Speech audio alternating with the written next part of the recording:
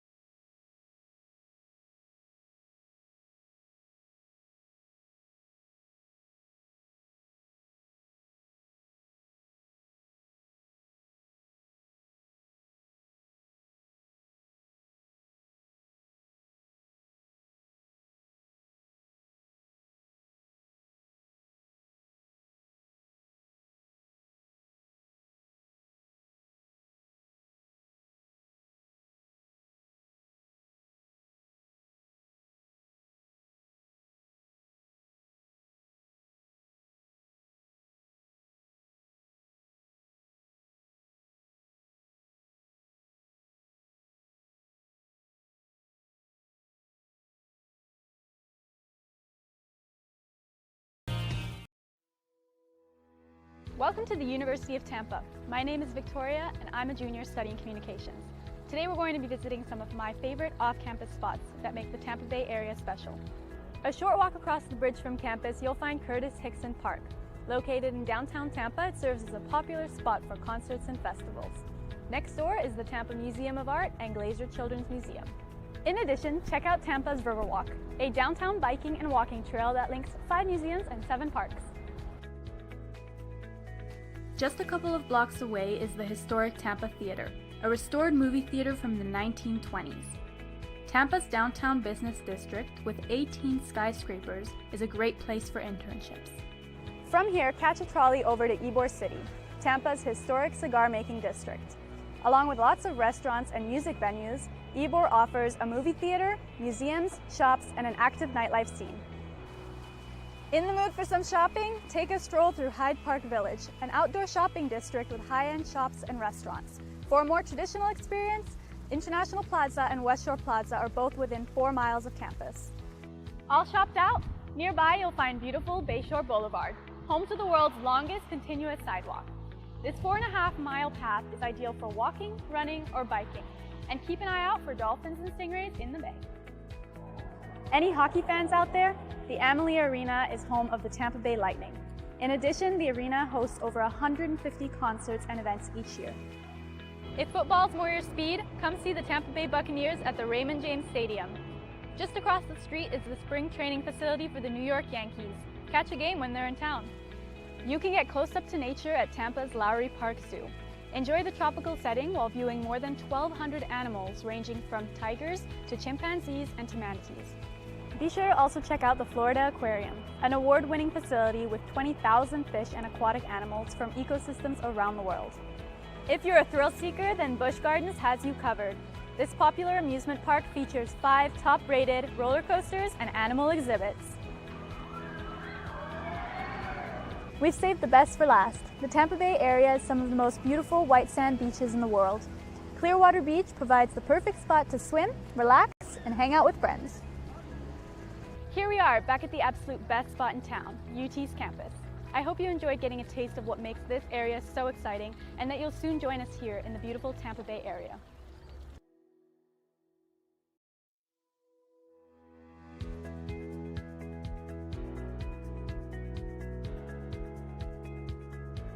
Welcome to the University of Tampa. My name is Tucker Whitman and I'm a junior marketing major here at UT.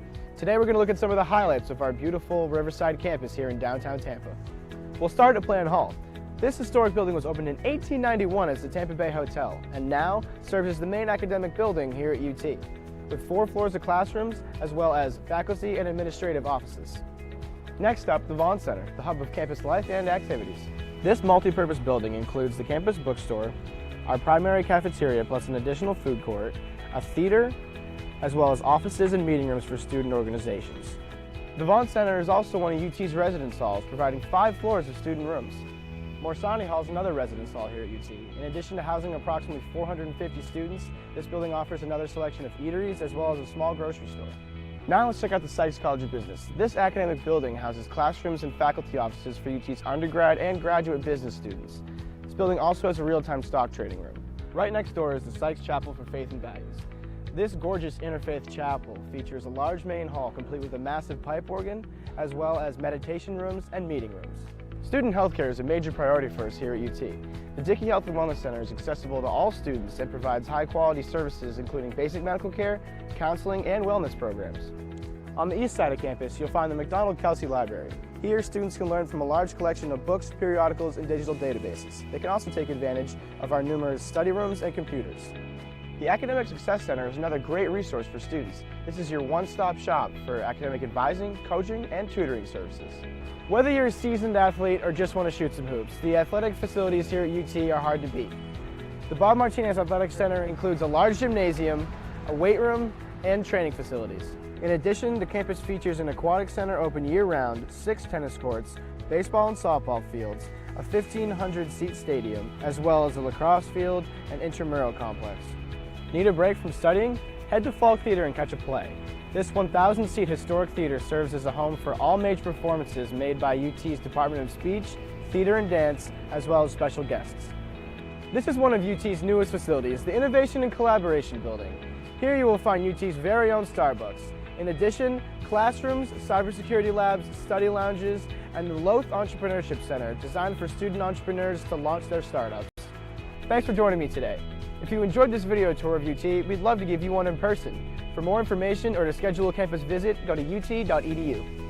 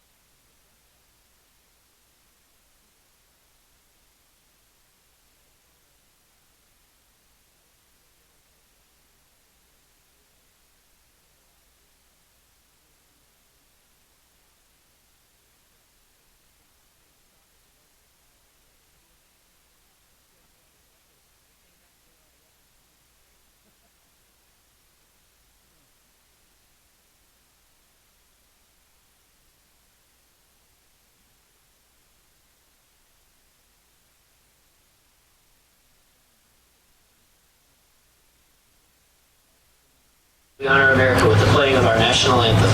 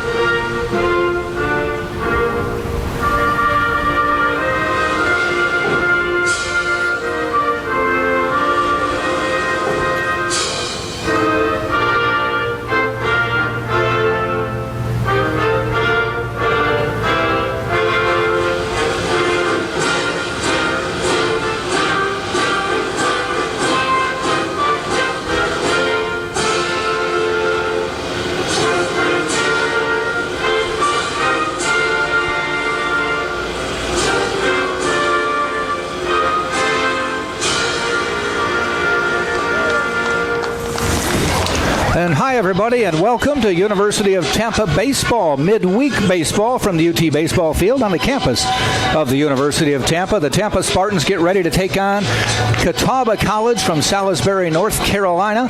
Second game of a midweek non-conference, non-region matchup. Spartans winning yesterday 9-5, and will try to sweep the series with a win today. Hi, everybody. Jack Ike along with Anthony Coronia. Got you back in the seat. I know. I'm back in the booth. Ready to go. Happy to be back. Especially tonight. It's a little chilly outside, so it's going to be nice to be upstairs. It is a little cooler from last night, and as my daughter and I call it, it's Florida cold. I was going to say, terrible. It's not cold for anybody else in the country, but considering a couple weeks ago we had the doubleheader against Florida Tech, and we were sweating and it was very hot. Yes. So it's definitely a change. We get ready for this game. Spartans will put Jordan Leisure on the mound. Tampa right now with a 13-3 record on the year. Catawba College at 8-12. Leisure will be on the mound for the Spartans. This is his fourth appearance of the season. He has no wins, one loss, and has pitched 5 1/3 innings, given up 2 hits, 5 runs, 4 of them earned, 3 walks, 7 strikeouts, an ERA of 6.75. His battery mate will be Danny Maynard. For the Catawba College Indians, they will have a starting lineup, starting with similar order to last night. They will start with number 24, and that is Kyle Smith. He is a senior from Greensboro, North Carolina. After that, batting second, Chance Bowden, a senior from Salisbury, North Carolina. One thing you'll notice, Anthony, in this lineup is they pretty much go freshman through senior year, and they really recruit locally. Crazy. For most of their team. Yeah, I noticed that yesterday looking at their lineup. A lot of guys from that area. Batting third will be number 4. That's Luke Setzer, a senior from Salisbury, North Carolina. Batting cleanup will be number 14, Jackson Raper. He is a sophomore from Concord, North Carolina. Batting fifth will be number 27, Jacob Nestor. Nestor is a junior from Kernersville, North Carolina. Sixth spot in the order, number 10, Joe Butts. He is a freshman from Lexington, North Carolina. Batting seventh, number 11, the catcher Cameron Morrison. Morrison is a sophomore from Robbins, North Carolina. Batting eighth, Hunter Shepard. He is the DH in today's game, number 18, and he is a sophomore from Salisbury, North Carolina. Batting ninth, Lee Poteet, and he is the right fielder, and he is number 13, and he is a sophomore also from Salisbury, North Carolina. Spartans with Leisure on the mound, Maynard behind the plate, Harrison Bragg at first, Drew Earhart is at second, Darren Miller at third base, Brandon Galley will be the shortstop with Stephen Smith in left, Nick DeTringo in left, and I'm drawing a blank. We have Connor Kryl out. Connor right. Kryl. Yeah, Connor Kryl right. I kept saying Drew in my head. Yeah, you're fine. We switched the lineups up quite a bit here. Connor Kryl is in right field. First pitch from Leisure was fouled back. Here's the next pitch. A little bit outside. Danny Servin caught last night's game. Maynard behind the plate today. Yep. Yeah, they've been switching around the outfield quite a bit, but I think this is recently the pretty outfield. steady. Yeah, guys have been hitting pretty well, so it's been able to keep the same lineup out there for a little bit. 1 ball, 2 strikes. But it's definitely a chillier game. Wind's blown out hard to right. Oh, yeah. Last time I was here, it was blown out hard to left, and it's hard to right, so we'll see what happens. Ground ball heading out toward Earhart. A big hop. He makes the stop and throws in time. Just got him. Close. That one took a big hop. You know, if we were playing on a turf field, the ball would still be up in the air. Yeah, it'd be. Yeah, it might have had a chance with the wind tonight. Yeah, might have had a chance to get out. Would have been a heck of a ground rule double. Chance Bowden. Brings Chance Bowden to the plate. Bowden hitting 350, or I take that back, hitting 358 on the year. Yeah, they got some hitters. They have some hitters. So I talked to big hitters. Coach Gant yesterday, and he said, we've got some good hitters. We just haven't gotten timely hitting this year. Yeah, that happened last night a couple times. They had a big inning. They had a big inning, came back. Spartans had a 4-1 lead. They came back and tied at 4-4. Yep. Tampa went up 5-4. There was a couple of situations of course you would remember, but there was a couple of situations where they had some guys on and some guys from Tampa stepped up and made some pitches and some plays, which is big, which is good for the University of Tampa guys. But it kind of plays on what he said.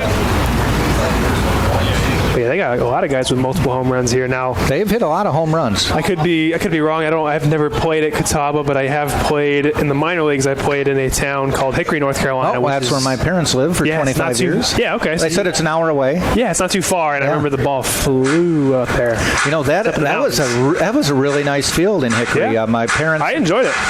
There was a single A team of Hickory Crawdads. Yeah. They had one like the logo of the year one year. Did they really? And that was a shot out towards Smith, bounces in front of him, base hit. Yeah, there goes a no-hitter. Yeah, my sisters and I were down visiting my parents, and we said, let's go see this minor league team. And we were very impressed by the field. It's kind of cool because it's like you drive down into a little, it looks like a little valley. Yeah. And it's a cool place. Yeah. Cool place. Played quite a few games. They were in our division. Were they a Pirates? It might have been then, but when we played them, it was the Texas Rangers. Okay, yeah, it was not the Rangers when we went. Right. I'm probably a little bit biased too because I hit a home run there, so of course I like the field. But it was a fun place to play. And it was a cool little surrounding area because, you go to the minor leagues, in a lot of towns where there's small towns and there's just not a lot to eat. Hotels maybe not the best, but we always got treated real well. There was a nice hotel. There was lots to eat. There was a shopping mall. So it was this is a great place. Ball travels. Come here more often. If I remember right, it's a town of about 40,000 and getting bigger all the time. Yeah, it's when you're playing in those lower levels, they're smaller towns for sure. So definitely fit that make. But they built that park with the opportunity to lure in a minor league team. For sure. It's North Carolina's got countless teams. I played all up and down that state. Awesome state too. I love North Carolina. This is Luke Setzer at the plate. 279 hitter on the year, man on first, and they chase him back. Top of the first, welcome everybody. Whether you're cheering for Catawba or the Spartans or just a baseball fan. I think we get thousands of we're just baseball fans tuning in. Nothing wrong with that. Tune in for some good baseball and some hopefully good commentary. Yeah. If not, just lie to us and tell us that it was good. You could tweet in and say it was very good commentary, and you can just throw in a hashtag, just kidding. LOL. Yeah, we just won't read that part. Ha, ha. I'll put my finger in front of it. So all I see is that it was very good. Yes.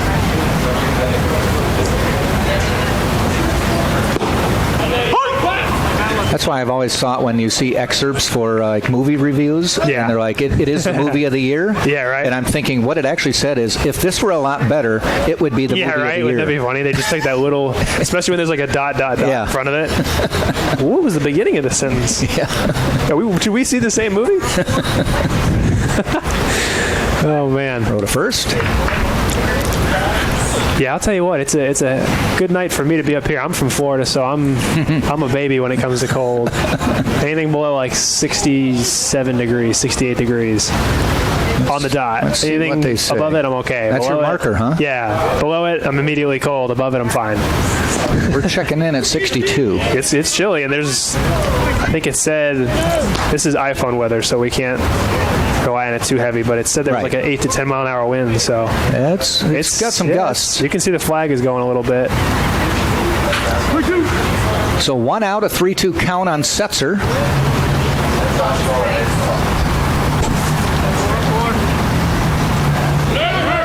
Runner goes, throw down to second, a little off track, and he goes in, Bowden with the steal.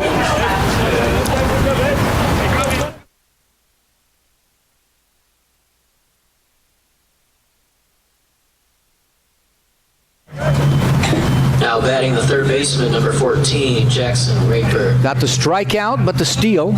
So runner Bowden to scoring position. Jackson Raper to the plate.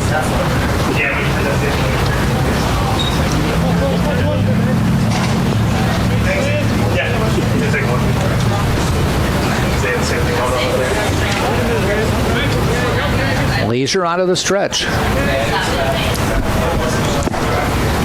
Catches the corner. Umpires for today's game, Sam Birch behind the plate. John Fessel has the bases. They are appropriately dressed for the weather. I know. I'm glad we have the window cracked a little bit so the camera can see. I'm getting a little bit of a breeze. It's like just enough, but not too much. I hit his spot, but it was just a little outside. It's just there, but you can't really see up and down too well here. Right. So we can see out and in, though, which is funny because when you're down in the dugout, you can always see up and down, but you can't really see out and in. So it's left or right. Definitely a little bit of a different perspective.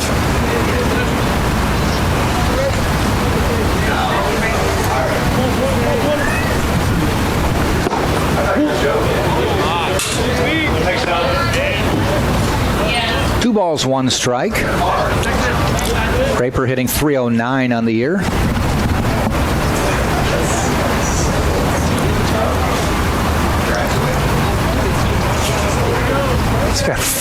This is Raper. Okay. Yes. Yeah, those 1 through 4 hitters. I mean, geez, that's 3 some home averages. Runs, 5 home runs, 6 home runs, and 2 then, home runs. And everybody's hitting a couple after that. Above 275s. It's not a bad 1 through 4. No. And some power. Setzer with 6 home runs on the year. Catawba is always they're traditionally a powerful Division II baseball team. They played in the championship against us in 2015. Casey was mentioning that, and I know he said in the tournament. Oh, maybe that was. And I didn't know if he thought it was. But he said Michael Calkins pitched a great game. I thought we played them in the championship. And I know Calkins pitched a great game to win it. Yeah, didn't he pitch like a complete game? Yeah. So, I mean, I didn't win a national championship. I didn't play in a national championship. Yeah, but you made a decision for your career. Yeah, exactly. Went to the Baltimore Orioles after they drafted you. Exactly. So, after contemplating it, making a educated, wise decision. Yeah, I considered the options, and I said, let's go with that. But it was good to see the boys win a championship the year after I left. Yeah. There was a lot of good guys that I played with, and I was pretty excited for them. And then actually one of the guy who started the game in 2013, a guy by the name of John Keller, who I played with in the Orioles organization the next year. And in 2015, I remember we were both playing in High A, which is in Frederick, Maryland. Mm-hmm. And I remember he was in the bullpen, I think, that night. So he was up and down, back and forth. And so was I. We were checking to see, because they were playing, again, championship. And we were back and forth. I think we both wore Tampa shirts to the field that day. We were both pretty excited. 3-2 count with 2 out, man on second. Which is funny because you'll get a couple guys. We had a guy named Mike Stremski who played at Vanderbilt. Inside, no, they checked it, but he gets the pass to first. Looks like it almost got him. Yeah. But he played at Vanderbilt, and then when Vanderbilt won they won the national championship. I can't remember which year it was, but I remember we got done with our game, and since it's in Omaha, it was an hour behind us, so it was still being played, and he stayed after the game, waited around to watch and go crazy and watch all of his friends win the national championship. Yeah. So kind of funny how that works. Yep. A lot of guys from some good baseball teams. Keep your allegiance. Oh, yeah. This is the number 6 hitter, Jacob Nestor, the shortstop, 357 on the year. A little bit high. We're just in the top of the first. It's quite a few pitches here in the first inning. Yes, it is. See if we can get out of it here.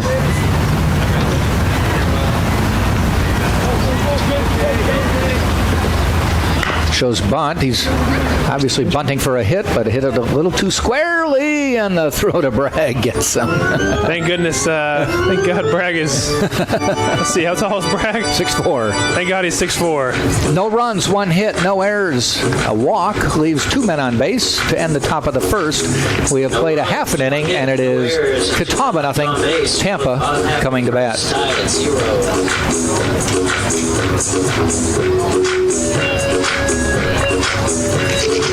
We've got some great sponsors bringing you this game. For instance, the campus bookstore, the Barnes & Noble campus bookstore, everything UT in one place. Located in the Vaughn Center first floor, open Monday through Saturday. Tuesday through Sunday at 10 a.m. And if it happens to be Sunday, you can shop online. About Cafe and Bakery. Just go to utampa.bncollege.com. The Press Box. Walter's Press Box, Tampa's favorite place to watch the big game and have a party. The Press Box at 222 Southdale Mabry, not too far from here. We used to head down there after watching Tampa games so I could watch my beloved Wisconsin Badgers in NCAA basketball tournament. I was going to say they didn't end up winning it, huh? No. Sadly, they will not be in the NCAA tournament field this year. Crazy. First time in 19 years. Jeez. They going to make the NIT? No. They had a sub-500 really? record. So they're done. Yeah, they're done. They're going home. And it's interestingly, I'm not sure. The NIT, I thought you had to have a winning record, but apparently not. Oh, because Wisconsin still said it was a consideration. Really? But then they decided to take their name out of the hat. I'm sure when there's like big name programs like that that can have a draw, they probably would. A school like Wisconsin, if they got invited to the NIT, would get a home game. Yeah. Because they're going to draw. I was going to say, yeah. Especially when the NIT is probably fighting against the actual NCAA tournament. Well, they play the same weeks, but they do not play the same nights. Right. But to have like Wisconsin playing would be a good draw. Yeah. At least they would get some audience. And, the NIT's got it tough because they have to figure out. They might say, Wisconsin, pretty good team, good draw. But you have to evaluate whether Wisconsin fans would say, we've been in the NCAA 19 straight years. Why should I go see an NIT game? Seriously. Yeah. So you got to kind of weigh, are they going to draw enough to make it worth our while? It's fair. We go to the bottom of the first. Stephen Smith leading off for the Spartans. The Spartan batting order will be number 5, Stephen Smith leading off, and he is from Trenton, Florida, by way of the Virginia Military Institute. Down the line, that's going to be extra bases. Smith around first, heading to second. He's going to get a stand-up double. Good way to start. Ripped it down the line. I have to offer our apology that our camera does not move left or right. It's static. We just I could try to do it, but space. you might get sick. So when it goes to the corner, we will do our best to keep you informed. And what we informed you is Stephen Smith with a double to the corner. Yeah, it's awesome. Awesome start. Batting second will be Drew Earhart, number 2. And he is a freshman from Tampa, Florida, went to Wharton High School. On the mound for Catawba is Sawyer Strickland. This is his 7th appearance of the year. He's started 1 game prior, now has a second start. His record is 0-1 right now. He has pitched 8 innings, given up 9 hits, 9 runs, 7 earned, walked 3, struck out 6, ERA of 7.88. Well, I know last time we were joking because Stephen Smith gets on all the time. Yeah. And if he is only on first, Drew Earhart's job is bunt him over. He's bunting.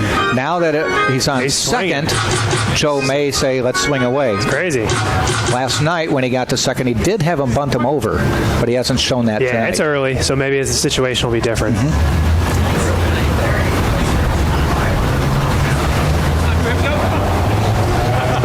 Ooh. little bit low. Batting third for the Spartans, number 10, the third baseman, Darren Miller. He's from Key West, Florida, by way of Florida State. Batting fourth is number 13, Connor Kreil. He is the right fielder from Anthony, Florida, College of Central Florida, prior to coming to Tampa. Batting fifth is Harrison Bragg, number 23, the big first baseman, a senior from Lakewood, Washington, by way of Mississippi State. Batting sixth is Danny Servin, number 44. He is the DH tonight. Catcher last night, DH tonight. He is from Miami, Florida, a junior, played at the University of Tennessee. Batting seventh is number 4, Nick DeTringo, the center fielder. And he is a junior from Ruskin, Florida. Went to St. Petersburg College and Tampa Prep. Batting eighth, the catcher, number 15, Danny Maynard.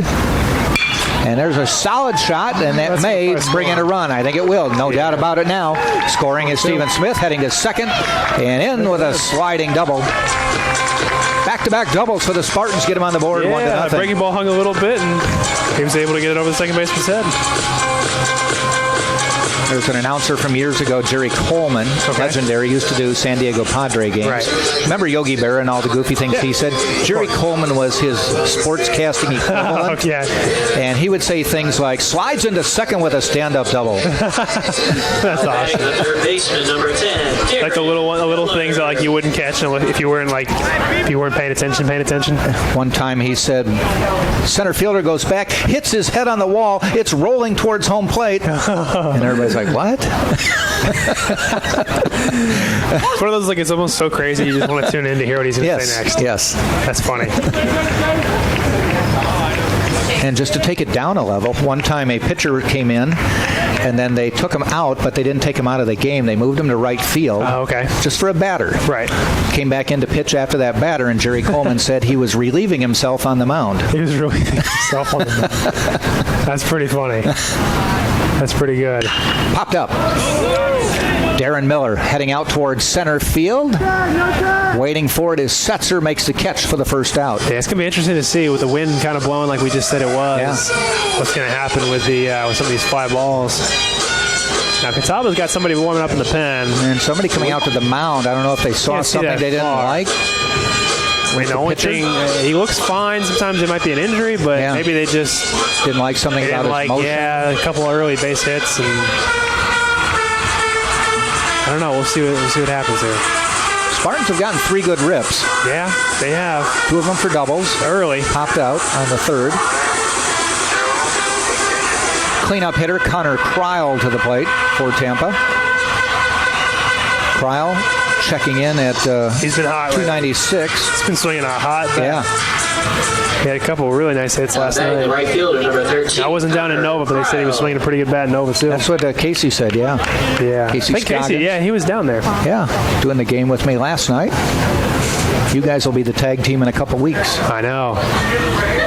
People right now are marking their calendars. I don't know if they're marking their calendars like, oh, we're not going to listen on this one, or we definitely need to tune in. I think you need to tune in. I think it's going to be high risk, high reward. It might be comedic relief. It might be. It might be like what you were just talking about with Mr. Coleman with slides into second for a triple.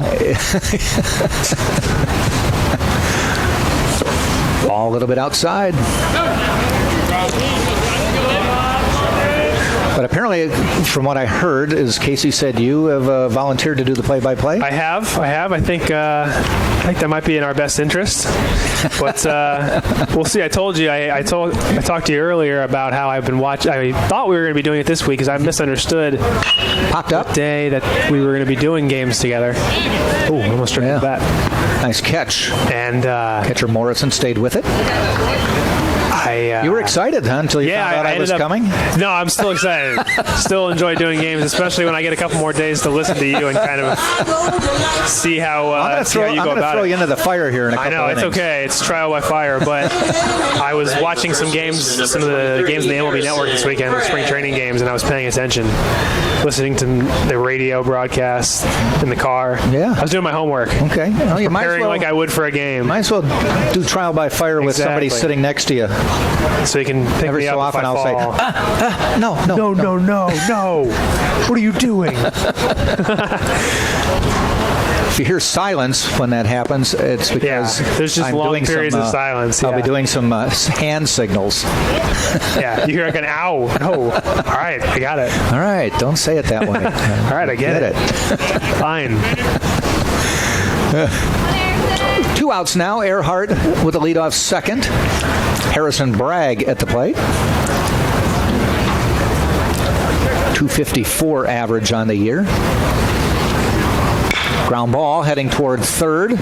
Raper in the dirt, and that's going to be a throwing error, and Bragg is at first. Earhart scoots over to second. It didn't get far enough away for Earhart to even consider scoring. It was a tough play. It was in the dirt, but he did all he could. But, I mean, I guess like you said, the positive there was that he didn't go too far. Yep. And it was a good backup on the second baseman, really. There is a pitcher throwing in the Catawba bullpen, so I think they maybe saw something with Strickland that it could be that. them. It could also be that they maybe have what we used to call Johnny Holstaff, where they're going to have everybody throw. Okay. Maybe they need to get a lot of guys some action, because they did just play last weekend. Right, in a and they're going to be playing game. this weekend too. So they played Lenore Rhine last weekend, which is the college in Hickory. Okay. There you go. They don't play at the Crawdad Stadium. I don't believe so. I guess that wouldn't make sense because Hickory season starts in April. They maybe could rent it out. And their timing is good. Yeah. This is Danny Servin at the plate. The DH we played in Lynchburg, Virginia. We played the Lynchburg Hillcats, but they also had Liberty College, who had their own field, but it wasn't very far. Okay. The call strike. It was pretty cool. They had on the side of the mountain, they had the big LU for Liberty University. It was kind of cool to see.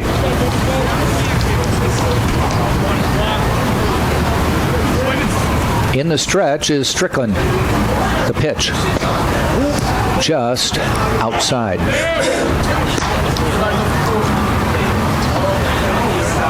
Bowden at first, Butts at second, Raper at third, Nestor at short, Kyle Smith, and then Setzer and Poteet left, center, right. The pitch fouled off.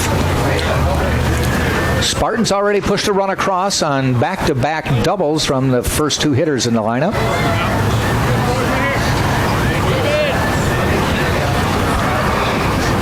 Yeah, we'll see if we can see if Tampa can capitalize on that. Sometimes you get those mistakes. The one thing I noticed at playing at higher levels is when you make mistakes, you usually don't get away with it. Pay for it, huh? Yeah. Popped up. Whenever you'd see like an error or somebody walks on 2 outs, because we preach it a lot when you're learning and you're at lower levels, or you're here in college, we preach, hey, we can't walk guys with 2 outs. We got to make plays. And a lot of times you're able to get away with it. And you're like, they don't know what they're talking about. When you get to those higher levels, you walk a guy with 2 outs, he usually scores. Or you make an error, the guy usually scores. Usually ground ball heading out to short. Nestor on a couple hops to end the inning. See, I don't know what I'm talking about. So now they're going to be overconfident. Yeah, they're just like, he doesn't know what he's talking about. For Tampa, though, 1 run, 2 hits, an error, and they leave 2 on base. We played a full inning of play, and it is Tampa 1, Catawba nothing. We go to the second, where it will be Butts, Morrison, and Shepard for Catawba. You're watching this game on TampaSpartans.tv. Embassy Suites downtown is right in the heart of downtown, just a few blocks from campus.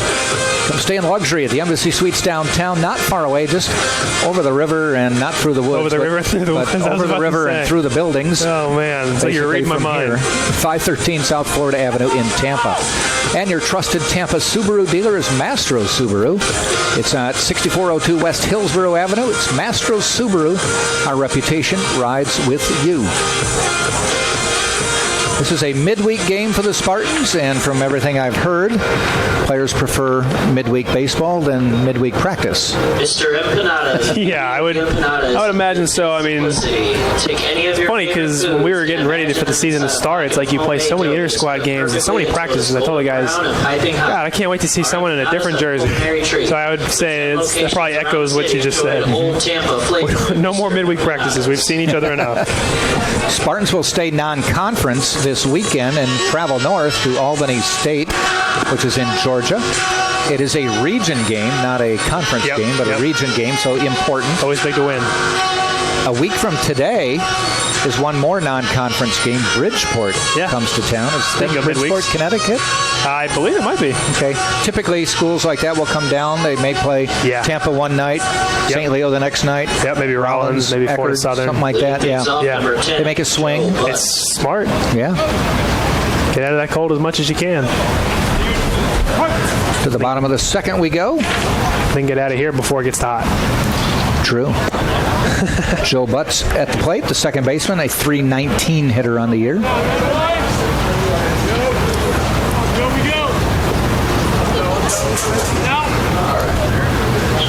The 1-0 pitch. Right down the middle. Decent crowd for a spring break. Yeah, not bad, especially for a cooler night. Yeah.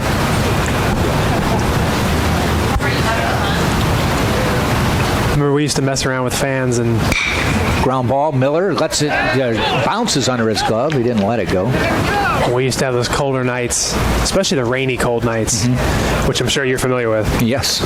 People would show up and just all bundled up, especially when you knew the fans and you could mess with them a little bit. What are you doing? What are you doing here tonight? Go home. I would love seeing you. Like, I wish I could go home. I don't want to be. I can't feel my toes. I was talking to a couple of the Catawba players yesterday, and they're like, we love it. And I said, it's kind of actually cool here. And they're like, no, it was 38 and raining when we left. It's probably nice for them. They also said, I said, did you fly or drive? And they said it was within the 500-mile rule. They said it's like 499.8. Oh, man. So they had the bus. Did they tell you how far it was? No, they thought it was about 499 miles, though. No, I was saying, like, time-wise. Oh, I think they said it was an 8-hour trip. Yeah, I was going to say probably 8 or 9. I mean, that's tough, but I don't know. The minor leagues, like, makes you think of distances, and you're like, 8, 9 hours? I guess that's not too bad. I'll fall asleep. Yeah, you fall asleep, watch like 2 movies, you're there. Yeah. And at least you're not in a school bus. You at least have a chance to have a decent seat. When you get to double digits, you're like, oof, okay, now it sucks. Yeah. Now it's no fun. My daughter and I, before the basketball season started, we went with the Spartan basketball team up to play a exhibition game against the University of Florida this year, which was really nice and fun. Oh, I bet. And we're in the bus with the team. And Nick Marison, the 7-foot transfer, was sitting next to us, and I just felt so bad for him. Because he even though he had 2 seats to himself on that side, it just doesn't help when you're 7 feet tall. No way. Give him like a whole row. Yeah. It wouldn't help. There goes the runner, and he's going to get in. Ball pops out of Maynard's hand, and down to second goes Joe Butts. Yeah, that was tough. When I was in the low A, it was nice because that was where we played in Hickory, but they had the sleeper buses. So, and then they weren't big, but like for the catchers are the ones who need it the most because they're squatting all game. Sure. Their legs are tired. So for those guys, and maybe for some of the pitchers, it was nice for them to be able to kind of get off their feet and not be having to sit down. So they give you like 4 to 6 sleeping compartments or something? I think right now there'd be 3 levels. It'd be the ground, the middle, and the top. I believe there was 6 on each side, so it might have been 12, which actually made it nice too because then it freed up the seats, so you were able to have your own seat or your own row. Sure. You didn't have to double up as much. Now batting the DH, number 18. So Morrison gets the pass to first, so runners now at first and second and nobody out. With nobody out. Yeah. See if they can get a ground ball, maybe double play here. Hunter Shepard, the DH, at the plate. 7 hits, 32 at-bats this year, showing bunt. Takes it away for a ball inside.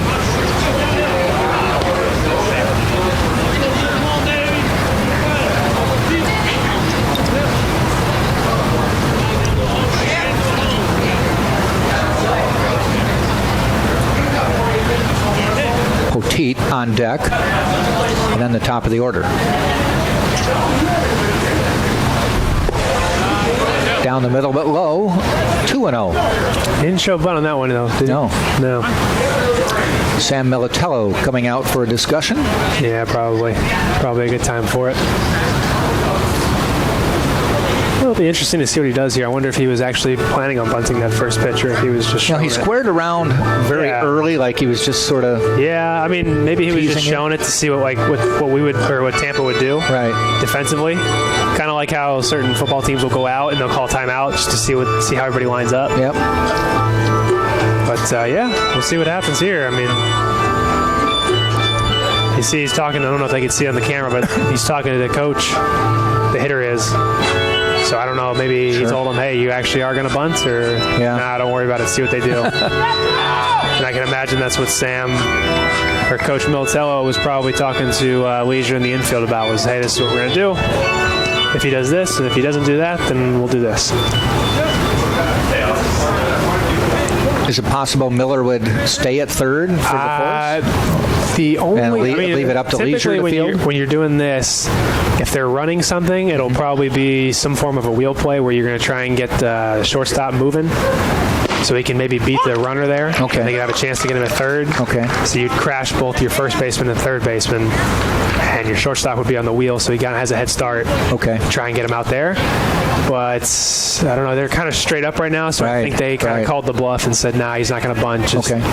Or it's early in the game. Don't worry about it. We'll just take outs. We have no outs. Sure. 2-1 pitch from Leisure. I would imagine if we were late in the game and it was 1-0, you'd see Galley right in his pocket, and he'd probably be ready to go and try and beat him over there to maybe get an out at third. 2-2 count. Big out here, because at least then you give yourself the double play possibility. That'd be huge. A little bit low, full count.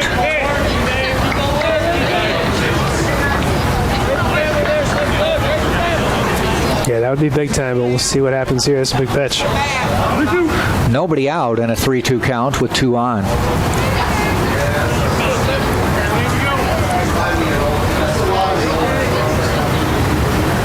And the pitch. Ground ball hit out toward Galley. He's going to try for 2. Gets 1 to relay. Nice scoop by Bragg for the double play. Hey, speaking of double plays. Yes. Butts heads to third and will be there with 2 outs now. That's big time. That's big time. Spartans turned it well. That'll bring Poteet to the plate. Lee Poteet.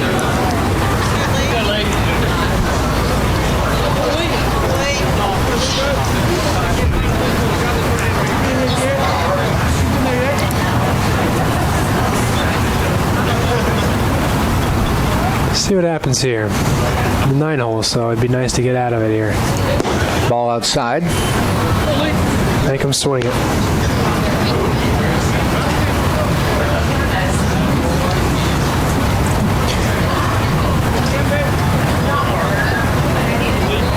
I'll tell you what.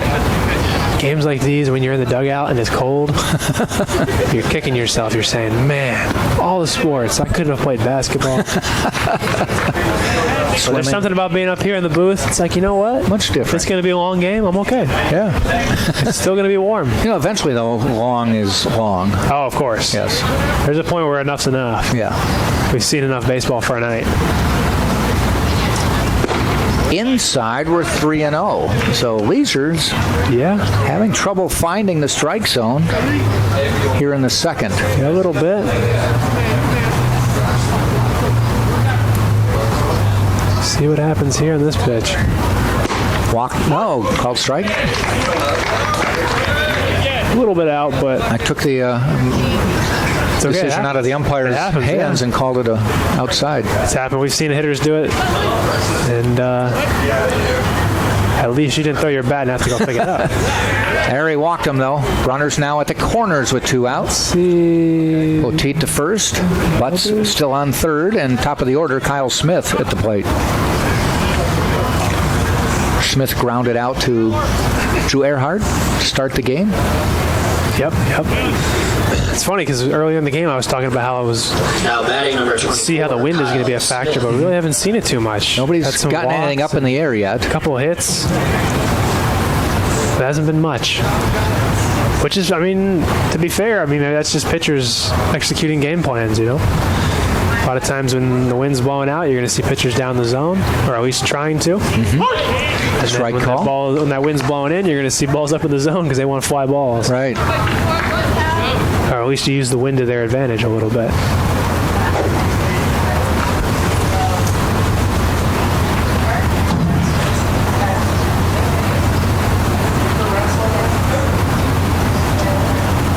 One from Leisure. Fastball in the dirt.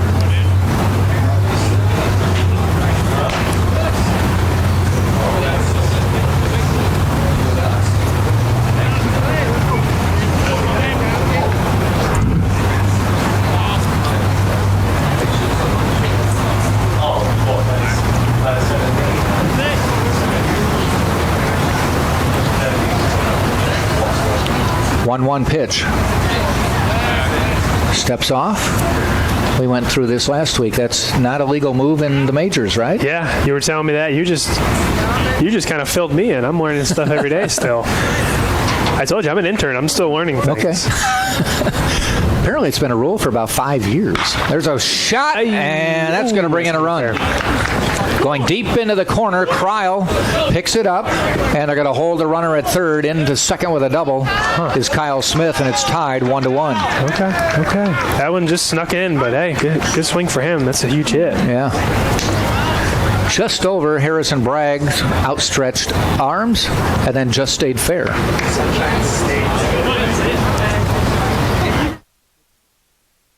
First baseman.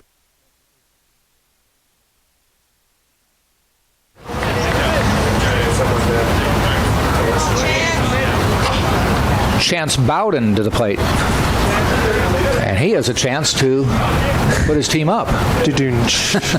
Got it. You see, look for opportunities. Exactly, like that. hey.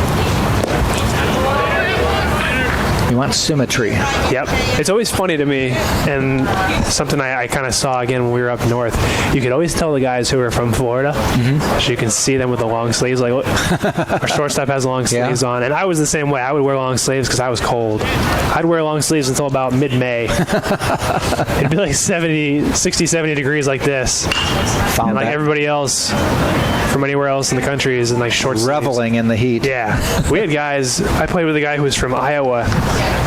We opened the season up at home, and it was like 39, gray, cold, and he was wearing no sleeves, and I'm like, wow. I had every layer I'd brought up from Florida I had on.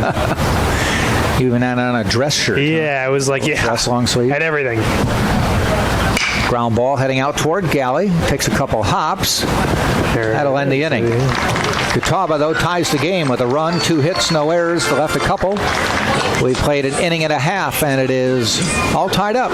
Catawba 1, Tampa 1. Coming to bat for the Spartans, DeTringo, Maynard, and Galley, the 7, 8, 9 hitters. You're watching this game on TampaSpartans.tv and the Sunshine State Digital Network.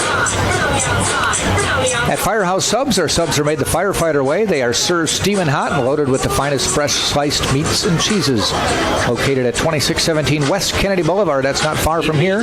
Firehouse, founded by firemen. And the Godfrey Hotel, formerly the Bay Harbor Hotel, is located at 7700 West Courtney Campbell Causeway.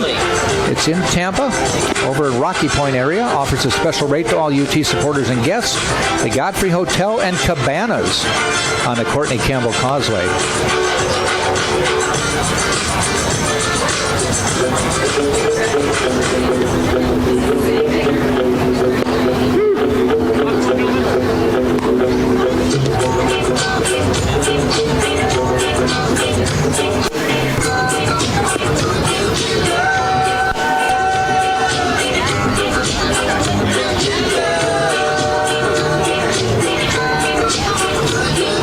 Well, the game tied up. It'll be interesting to see what happens here. See if Tampa can respond.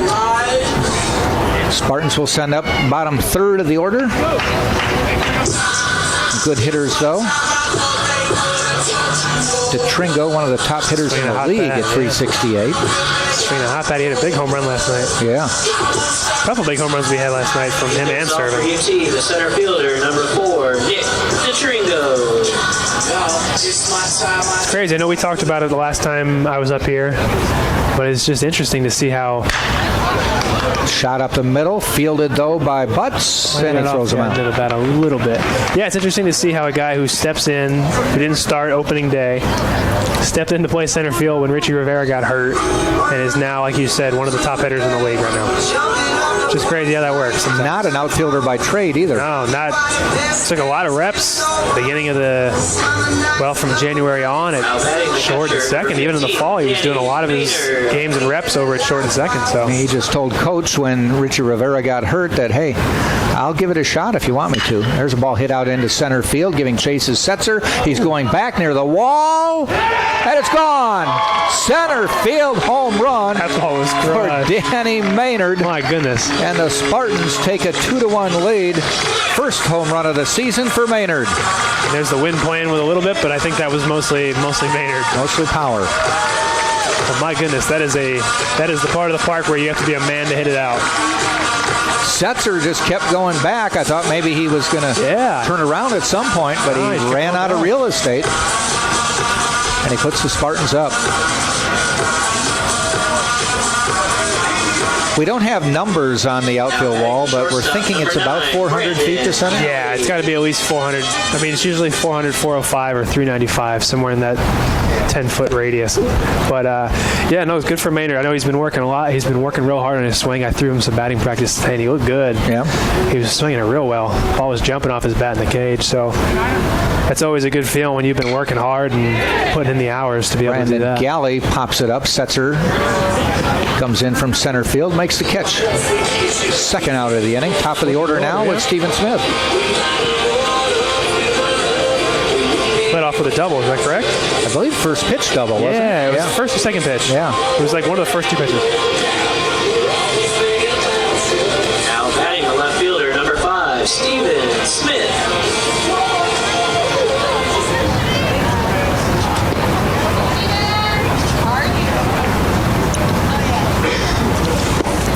Curveball for a strike. He doubled to start the game for Tampa.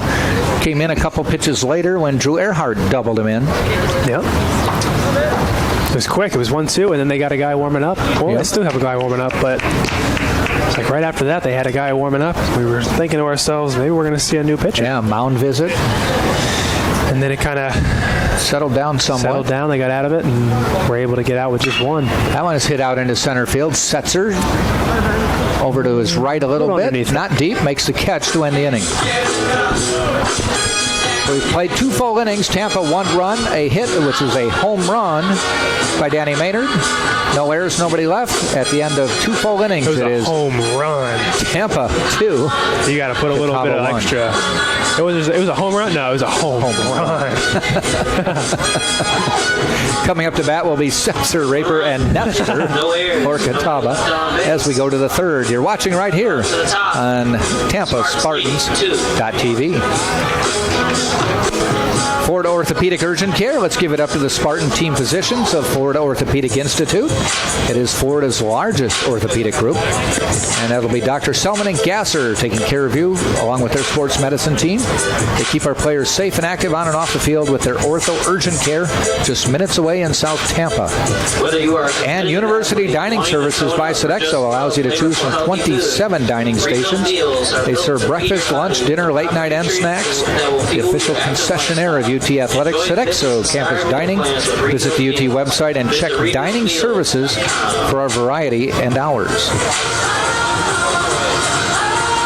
Jordan Leisure back on the mound. 2 innings pitched, 3 hits, 1 run. It was earned, walked 3, struck out 1. Already up, though, to 47 pitches in 2 innings. Quite a few, See if it'd be big to get out of this inning kind of quickly, or hopefully they're swinging early and get a couple maybe quick outs, get them back in here. Not have to get into the pen too early.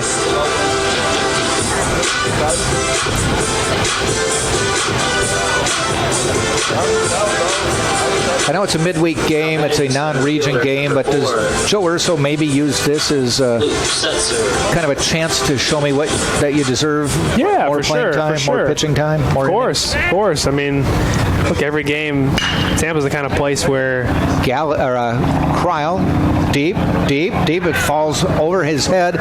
One hops to the wall, and into second is Setzer with a double. Yeah, see, that's starting to become a factor a little bit. That wind carried it, yeah. I mean, Tampa's the kind of place, and you know just as well as me, that, I mean, every game you're here to win, and you're kind of expected to win, and if you don't, it's not what the expectation is, but for sure, some of the midweek games, you're going to use them a little bit more as that, as opposed to maybe like a game against an in-conference team. But it's still the expectation is to win. So if he's putting you in there, it might be to, hey, let me see what you got, or maybe we'll give you a chance to get some more reps. But yeah, I'm putting you in there because I believe you're going to give us a chance to win. So take this serious. Raper to the plate, fouls it off. Setzer, though, on second with a leadoff double. We had actually a nice play by a fan to avoid another fan getting hit. Came off that net, and someone was bundled up trying to avoid the cold, and someone made a nice play.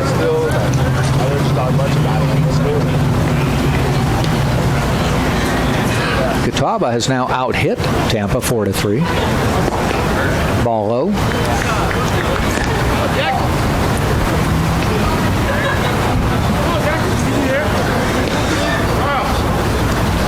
Raper walked his first time up.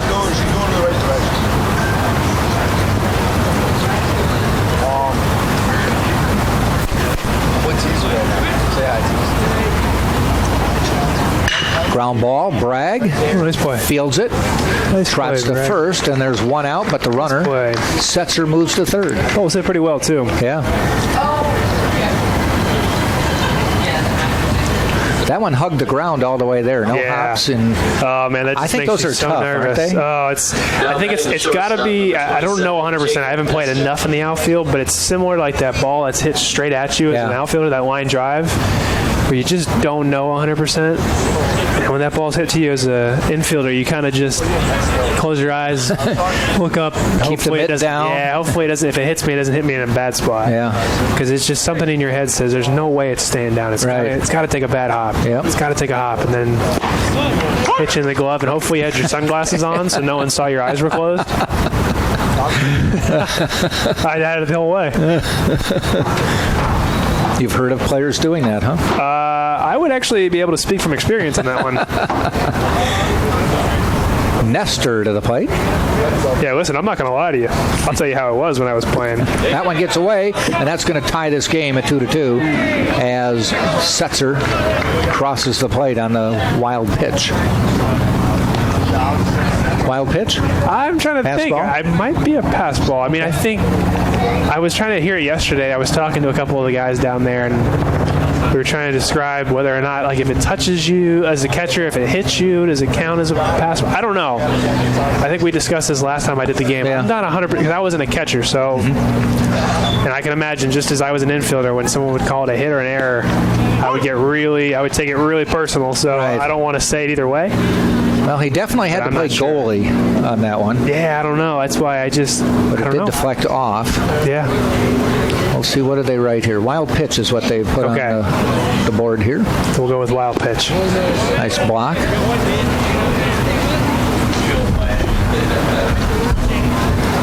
Maynard has had to play some goalie here in the first 3 innings, though. Yeah. For sure. Which probably is keeping him warm.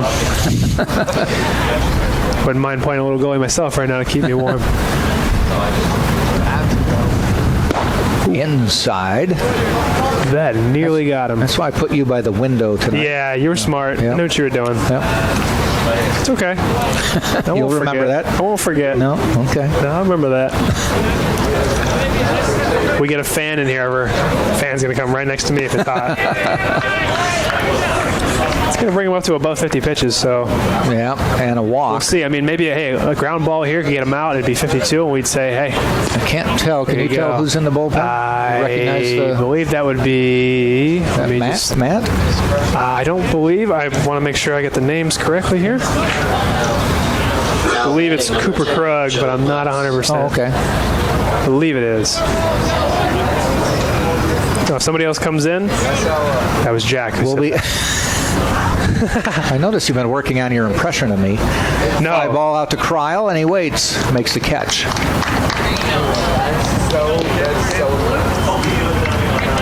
Two outs now. Now a 2-2 baseball game here in the top of the third. Now batting the catcher, number 11, Cameron Morrison. Brings up Cameron Morrison to the plate. Walked his first time up.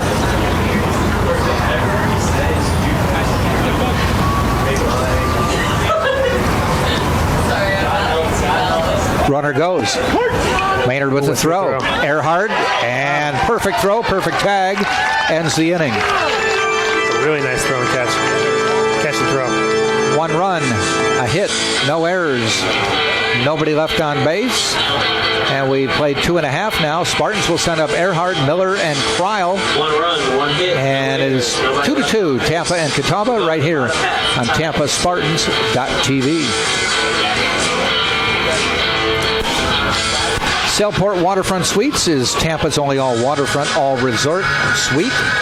Located on beautiful Rocky Point Island, it's just minutes from UT. And the Outpost is located at the edge of campus on Kennedy. The Outpost, they offer an affordable classic menu. If you're a loyal Tampa Spartan fan, you post up at the Outpost.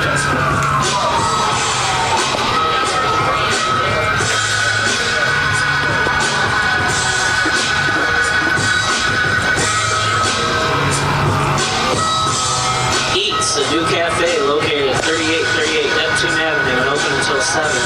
It's not a diet, it's a lifestyle. Featuring healthy sandwiches, wraps, bowls, and smoothies. Clean eats. I'm on fire.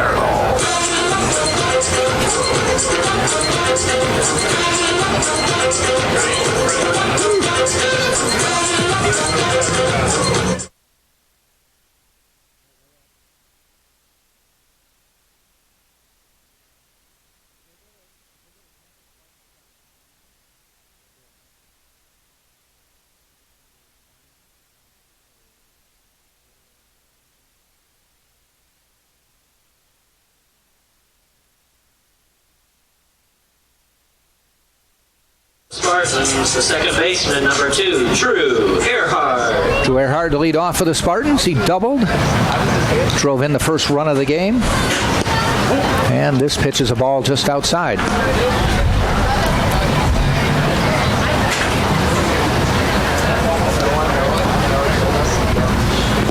Ball bounces in the dirt, gets away. Nobody on, so no harm, no foul there. I find it funny that fans maybe don't get to experience this unless they've been to a game, a home Tampa game. I always think it's funny because Drew's a freshman, and his walkout song changes every time. That one's down the line. That's going to be for extra base hits deep into the left field corner. Round second, and Drew Earhart has 2 doubles and 2 at-bats tonight. Slid into second for a stand-up double. He did there. Yeah, that was a good one. No, I always think it's funny that his walkout song changes, and it makes me laugh because I know they're probably just messing with him since he's a freshman. But I think he's walked up to like Barbie doll. He's walked out to the Lion King. So you don't think he's choosing I don't think he chose these. I think he just he walked up to the song from Magic Mike. So it's pretty funny. We'll have to notice. Makes me laugh, some of these walkouts. Maybe next time he'll glance up here we'll see. are you kidding? I think at this point he's accepting of it. Huh? Yeah, it's just like, okay, what are you going to come up with this time? It's the hazing. Exactly. Darren Miller at the plate. He flew out. Center field is first time up. Now has a runner in scoring position with nobody out.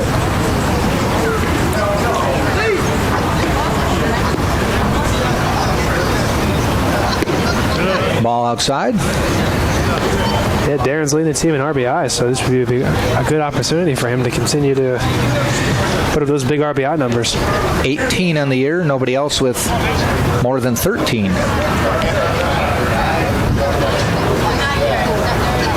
Good guy right guy for the right spot. Yep. 1-1 pitch. Ground ball up the middle, and that's going to bring a run in. Earhart around third, and will cruise in. There we go. To give the Spartans the lead. See, the cold has gotten to my brain, so I can't speak, but my ideas are still right. Miller rounded first and just kind of was loitering way off first. He was trying to see what was happening because the first. Then I realized first baseman wasn't even close. Batting the right fielder, number 13. I was going to tell this story last night, and I never did, and I know fans feel bad about it. But there was a game. What was that story he was going to tell us? There was a game I was reading about it, and it was a youth game. Okay. Little league kind of game. Baseball? Yes. Okay. Runner on third. Ooh. And I don't know how many outs there were, but it was like a very close game, and that runner on third was important. Right.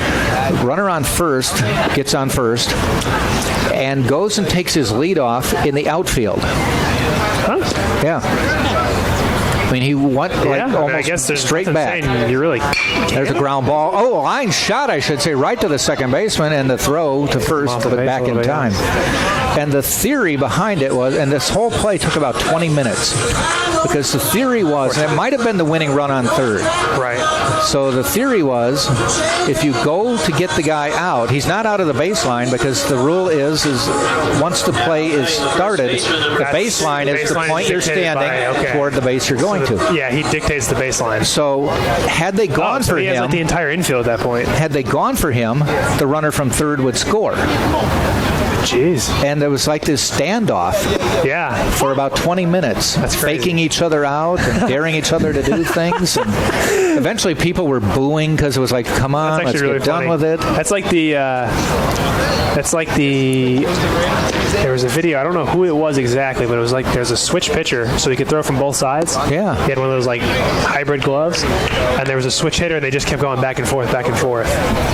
Now, I think there is actually a ruling on it. I think there's a rule that once you start throwing a certain hand to a batter, you can't change, but you can change from batter to batter. Right, exactly. So I think the pitcher has to choose. And I think once you've gone in as a hitter, I think you have to go in as that. I think. I'm not 100% though.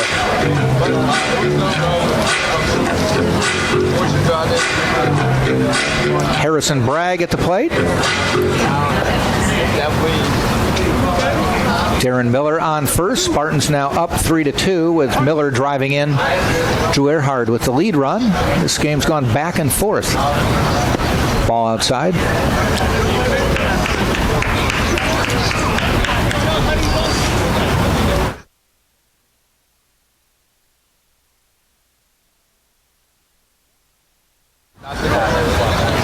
Two-two pitch, a little bit inside. What?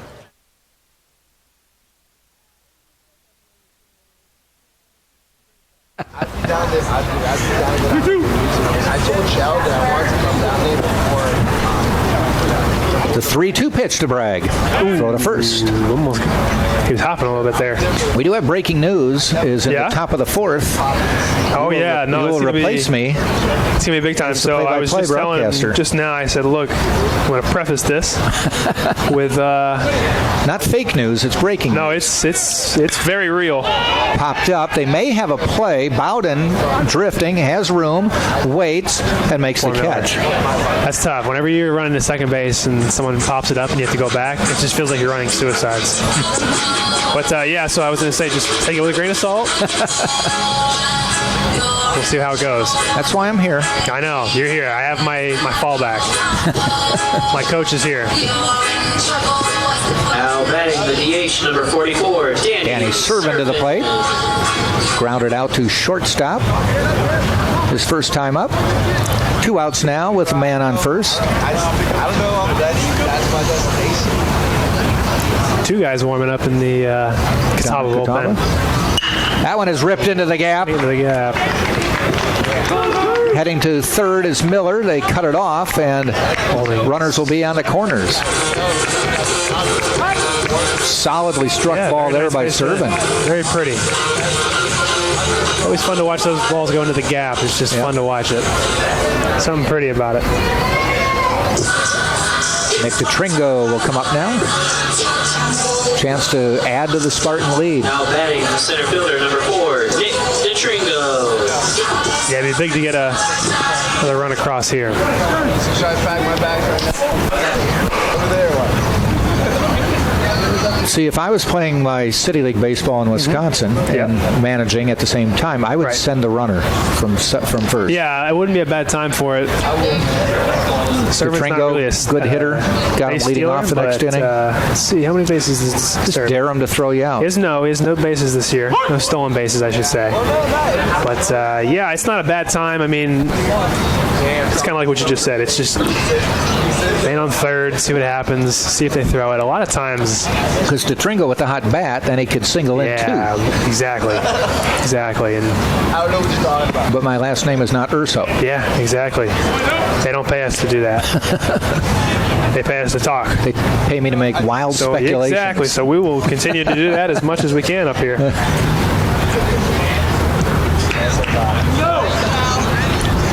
1-1 pitch. DeTringo hits one to center. Setzer comes in, camps under it, makes the catch to end the inning. Spartans, though, pick up a run on 3 hits, no errors. They left a couple. And we've now played 3 full innings, and it is Tampa 3 and Catawba 2. Jack Ike, Anthony Coronia, and we're going to take a break, give you some sponsors, and we'll have the broadcast play-by-play debut coming up shortly. Hold on to your hats. Okay. Hold on to your hats at home. Some sponsors of this game, Krispy Kreme. See, that's a good way to lead into you. Man. Generations, Krispy Kreme has been serving delicious donuts and coffee. Visit the nearest Krispy Kreme. It's on West Kennedy. Get people thinking the right things. Just down the street from here. Krispy Kreme serving hot donuts right now. And the Doubletree by Hilton Tampa Airport on West Shore. You can book a beautiful room or suite at the Tampa Doubletree. It's on Cypress, just minutes from UT. You're watching this game on TampaSpartans.tv and the Sunshine State Digital Network. Pitching for the Spartans, number 20, Cooper Cruz. Just to give you a little curveball, as they say, with Spartans have changed pitchers. Here we have. Let me get my stats.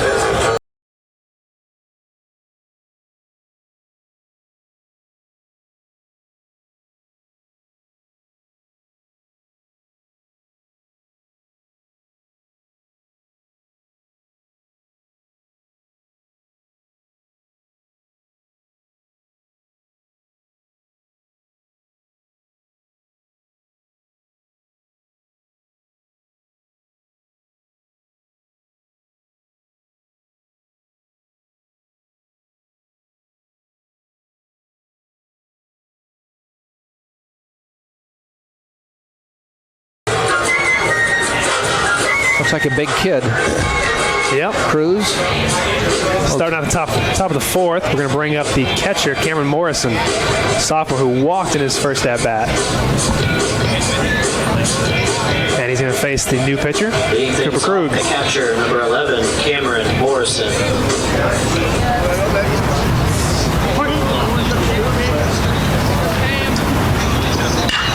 And Krug's first pitch is going to be fouled off by Morrison.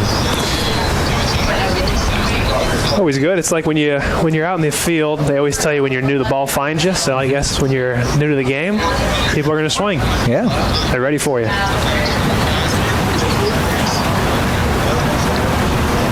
We'll see what happens. We've had a lot of ones, a lot of ground ball to second base. Gobbled up by Earhart, thrown out to first. Simple game, isn't it? Yeah, not too bad. Not too bad. It's like when you're, like I just said, like when you're new, the ball finds you. When you're new to the play-by-play, there's not much you can do. It's going to find you. You're going to have to say something. Just give you a couple easy plays. Yeah, although it'd be kind of funny if there was nothing happened. They just called time. It's going to bring to the plate the DH, Hunter Shepard. The first college basketball game I ever did. Yep. It was a Division III game, a small college in Wisconsin. Okay. Televised. Pitch is grounded to first base. Harrison Bragg gets it on the bounce. You're getting easy ones. Unassisted. Yeah, I know. It's real easy, huh? First game I ever did. Normally we had a color commentator with me who couldn't make it that night, so I'm doing the game by myself. You're just doing it by yourself. And we were scheduled to go on until 10 o'clock that night. Okay. Well, the game proceeded pretty quickly. Okay. And it was late in the game. First pitch to Lee Poteet is going to go down for a strike. It was late in the game, and it was 9:30. Okay. And the producer in the truck behind us says, I hope you have a lot to say, because we have to be on till 10. No way. And we're down to about the last 2 minutes of the game. And I'm like, what? Nobody told me that. By yourself. Did you get to do any interviews? The game went into double overtime and ended at 9:58. Oh, that's awesome. That's awesome. Then they're going, hurry up, wrap it up. Exactly. And a swing and a miss. And that's going to do it. It's going to do it for the top of the fourth. Such an easy inning. I know. No hits, no runs, no errors. Pretty easy. But pretty solid inning, half inning of work for Cooper Crew. Nobody left on base. And that's going to bring us to some of our sponsors. Yes. And let me find them here. We have Legacy Production Group is Tampa's premier nightlife marketing company, providing weekly parties and special events. Legacy Production Group, not limited to the nightlife, though. They have also planned charity and corporate events for many organizations. Legacy Production Group is operated by a proud UT alum. And the Walkabout Australian Cafe and Bakery. See, now I think you'd want to do this because you do it with an Australian accent. I could try, no. Especially near the end. Yeah, let's see. Let's just preface with the fact that I played over in Australia. This is going to be terrible. Okay. No, I'm not going to do it with an Australian accent. I'm nervous. Right. But the Walkabout Australian Cafe and Bakery is South Tampa's newest delight, located at 627 South Howard. Walkabout features authentic meat pies, pastries, and down under delights. Open Tuesday through Sunday at 10 a.m. Now here, get ready. Oh, you want me to do it there? Right there. Okay, hold on. Let me get into it for a second. The last sentence. Open Tuesday through Sunday at 10 a.m. Try us, mates, at Walkabout Cafe and Bakery. Oh, it wasn't the best. It's not as good. It used to be better when I was over there, because I was over there for 4 months. Okay. It was pretty good. Now, we do have a new pitcher coming in for Catawba. We're going to get that to you in one sec.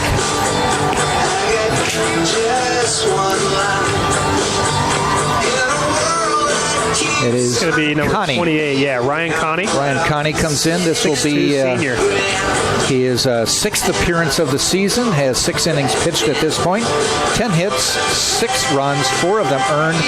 Walked 3, struck out 4, and has an ERA of 6.0. Connie. Yeah, we're trying to get a pronunciation there, making sure we don't mess anybody's last name up, which we probably have. I went down to Coach Jim Kant, and oh, I'm saying for myself. Oh, okay. You do a good job. Me myself, I probably messed it up. Bottom of the fourth is going to bring up the catcher, which is Danny Maynard, who actually homered in his first at bat on a shot. Let me say that the right way. He homered on his first at bat. He didn't just homer; he homered. The other team homers. Yeah, they homered. I hit homers. I hit home runs, not home runs.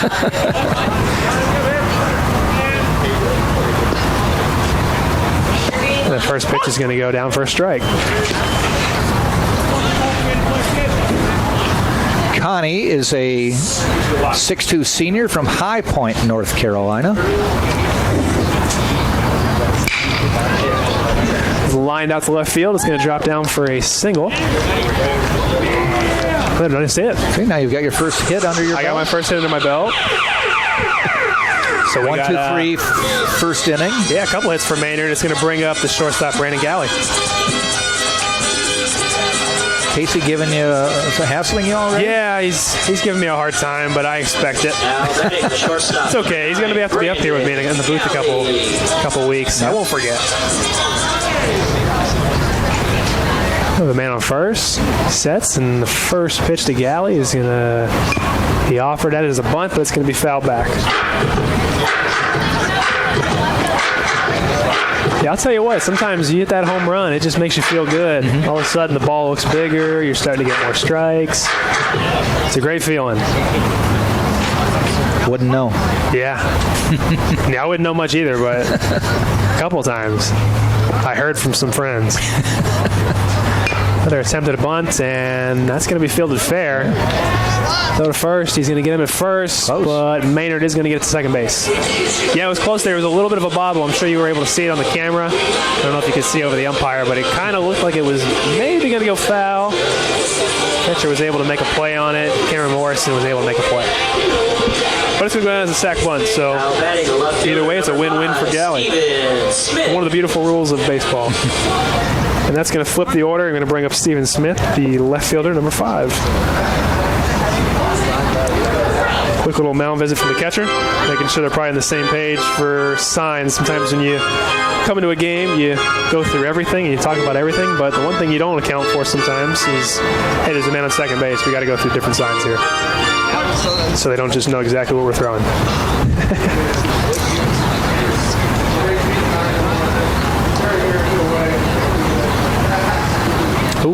How apt is a base runner to try to see the sign and relay it? I, for myself, I did it a lot. When I was playing in professional baseball, I didn't relay the signs because it's a tricky game. If you get caught, someone's getting hit. And if it's not you, someone who gets hit is not going to be happy. First pitch is lined out to center field. Center fielder did not have to move. No, Setzer just, that was that one you were talking about where it's right to you, and what do you do? Which is, I mean, it's a tough ball, but as a hitter, you're just sitting there, you're like, man, do you have to be right there? I hit it so hard, so But he well. hit it perfect, yeah. 2 outs is going to bring up Drew Earhart, the second baseman. Yeah, it's Now batting the second one of those baseman, things where number I 2, didn't Drew like to relay them as much, but I definitely looked at them and I used them for my own information just to Okay. make sure if, like, for instance, in a situation like this where I could maybe advance a base, maybe if I knew he was throwing a breaking ball. How would you relay it if you were going to do that? There's different ways. It's something that you would work on with the hitter, maybe, or with like whoever was maybe going to pick him up. It's usually the hitter, but there's different ways. It's real subtle stuff. I mean, I've seen different things, and there's so many different ways. Another pitch is going to go down for a strike. We had no tact in my city league. Okay. We had one guy who had no tact. Okay. And he would get out at second base and he'd go, "Be ready for the curve." No, he didn't. Yes, he would. Oh, And then we'd never see a curve. It'd be a fastball. oh my gosh. That's terrible. Yes. He thought he was being helpful. Oh, that's bad. I didn't realize that you might get retaliated against at a higher level. Oh yeah, for sure. It's one of those things where, like, a lot of times you'll see a shortstop or second base will usually come to the mound because we'll notice it. Ooh, way inside. It's going to be a ball, though. It's going to bring it to 3-1.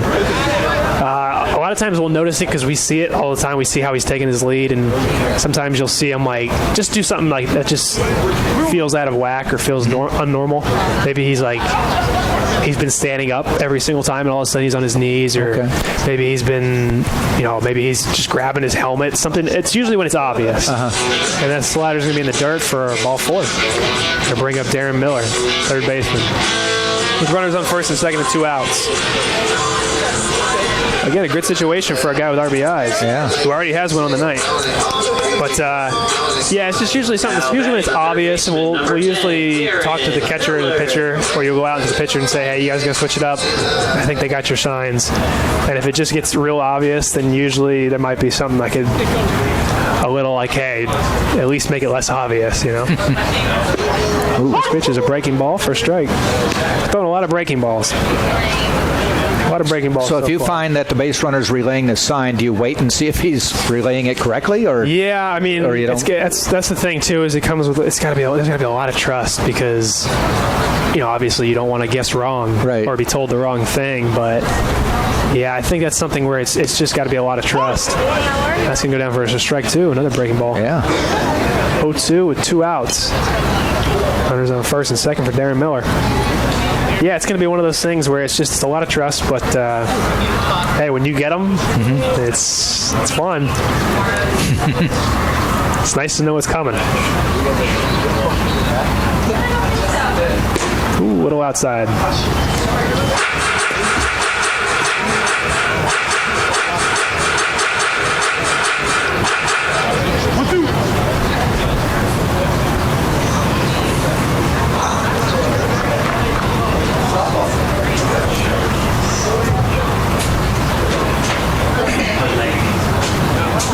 Sets in the pitch.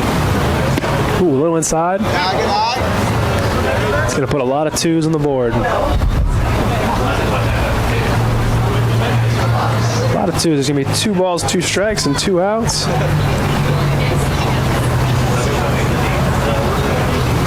Connor Cryle on deck.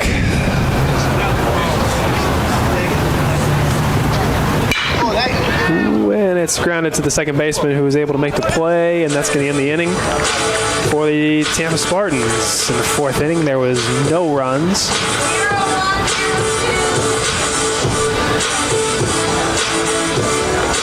No runs, one hit. No errors. No runs. I told you, I'm learning. Yep. 2 men left. Got to on learn the base. monitors. Oh, there we are. Yeah. The fifth, Spartans But leading you know what? They're so 3-2. quick over there, it doesn't last long. Yeah, goodness. Okay, I'm learning, though. Yeah.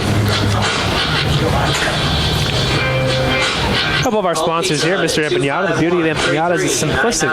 Take any of your favorite foods and imagine them inside of a pocket of homemade dough that is cooked perfectly until it's golden brown and piping hot. Our empanadas are a culinary treat with 10 locations around the city. Enjoy old Tampa flavor at Mr. Empanadas. And if you're having an empanada, Yes.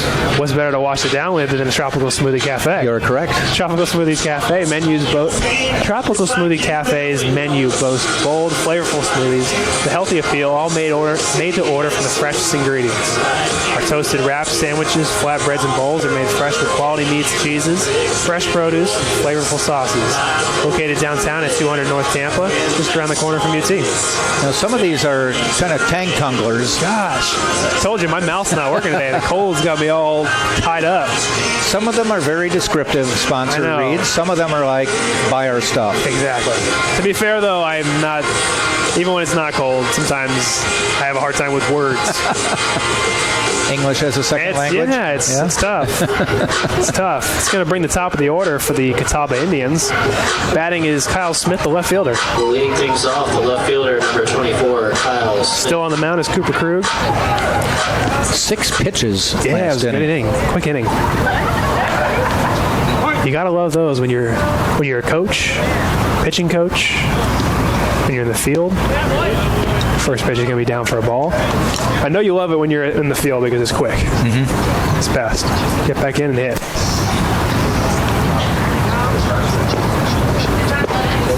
A big swing and a miss. Bring the count to 1-1.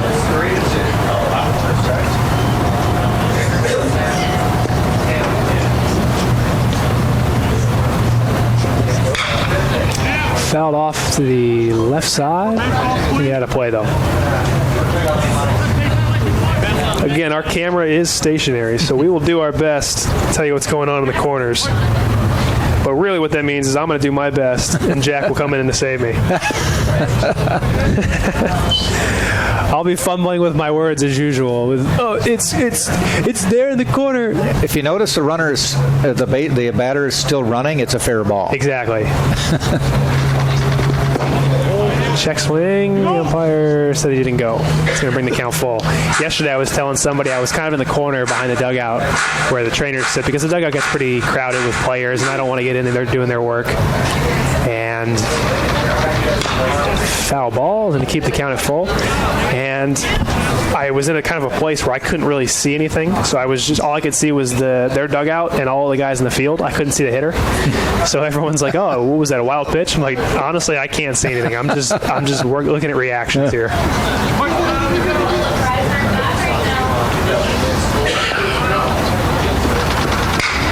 It's a soft line drive that's going to drop in for a hit, left center field.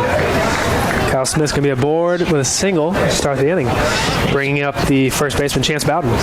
Back-to-back hits now for Kyle Smith. He doubled and drove in a run last time up, and now with a base He's hit. having a solid day so far.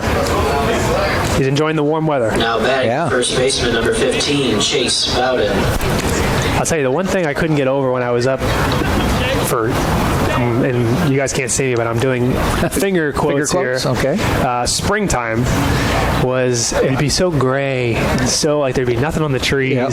And it was very pretty when it actually did start to bloom. First pitch is a swing and a miss. But, yeah, it just Takes a long time to get there, though. I was like, man, this is just tough. It's always green and sunny in Yep. Florida. One of those things like you don't realize how much we're spoiled down here until you don't have it.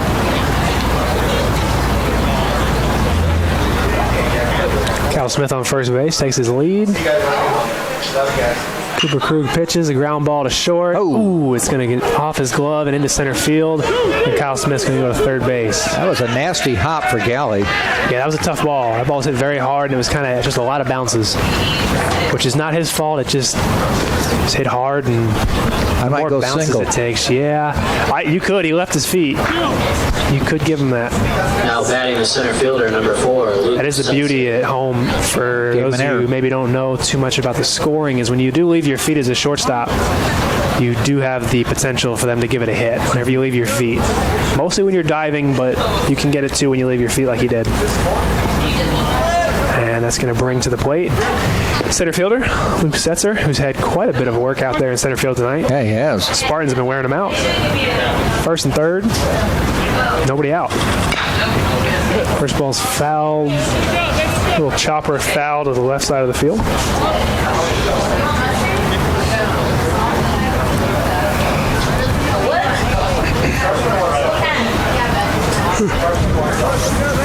Again, we got Kyle Smith on third base. Chance Bowden, the first baseman, over on first base. Tom, you didn't want anything? I got cheeseburger. The swing Nice. on this. Gonna bring the count to 0-2.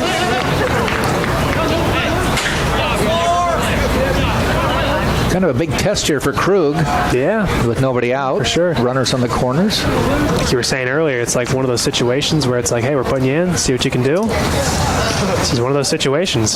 Just like I just got a ball that was a tough call. I was like, Yeah. ooh, what am I going to call this? Nice. Ooh, that's going to go in for strike 3. Going down is Luke Setzer, bringing up to the plate Jackson Raper. Okay, Jackson Raper, the third baseman. And again, first and third with one out now. So the one bright spot here is that the Spartans are ground ball away from a double play. Raper. Last time we called for the double play, they hit into a double play. So let's go ahead and throw it out there. We'd like a double play. First pitch is fouled back. He heard us. He was trying. He said, I tried. Yeah, yeah. Had he straightened it out, it would have been a 2-hopper to short. Yeah. I'd like to think it would have been a double play. Yep. Now, whether or not it would have been, well, we just won't know. Sets. Pitch.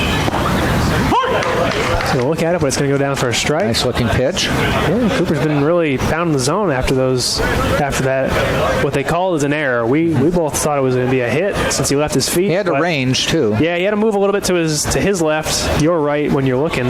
Ball was hit very hard. But they called it an error, so after that he has been pounding the zone here, and see if he continues the trend.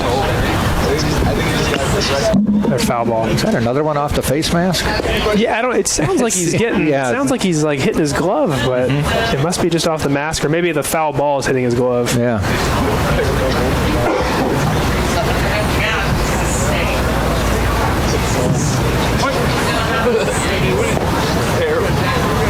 Wow, that's incredible. I'm looking at the stats here. First 3 hitters, it's a foul ball off to the right side. The first 3 hitters, Kyle Smith, Chance Bowden, and Luke Setzer, are all up there with 25, 21, and 22 RBIs. That's Right. quite a few RBIs. Right. They're all three are hitting, I think, in the 340 Yeah. plus range. Yeah. Actually, Luke Setzer's hitting 279. Okay. But he does have 9 doubles and 6 home runs, so it's nothing to hang your hat on. Productive. Yeah, I'd say so. The pitch is going to be a line drive out to left field. It's going to get down. It's going to score a run. That's going to play Kyle Smith, but it is going to send Chance Bowden to second base. And it's going to go down. Oh, it's going to bring the score to 3-3. Ties it up with a single, so Spartans keep getting the lead, and Yeah, it's just a Catawba- little back and forth. Shortstop. Spartans take a 1-run lead. Catawba gets 1 run back. Cat and mouse, cat and mouse.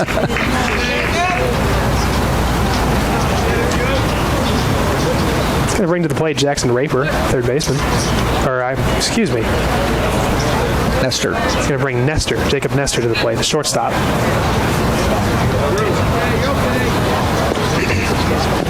First pitch is going to be in the dirt.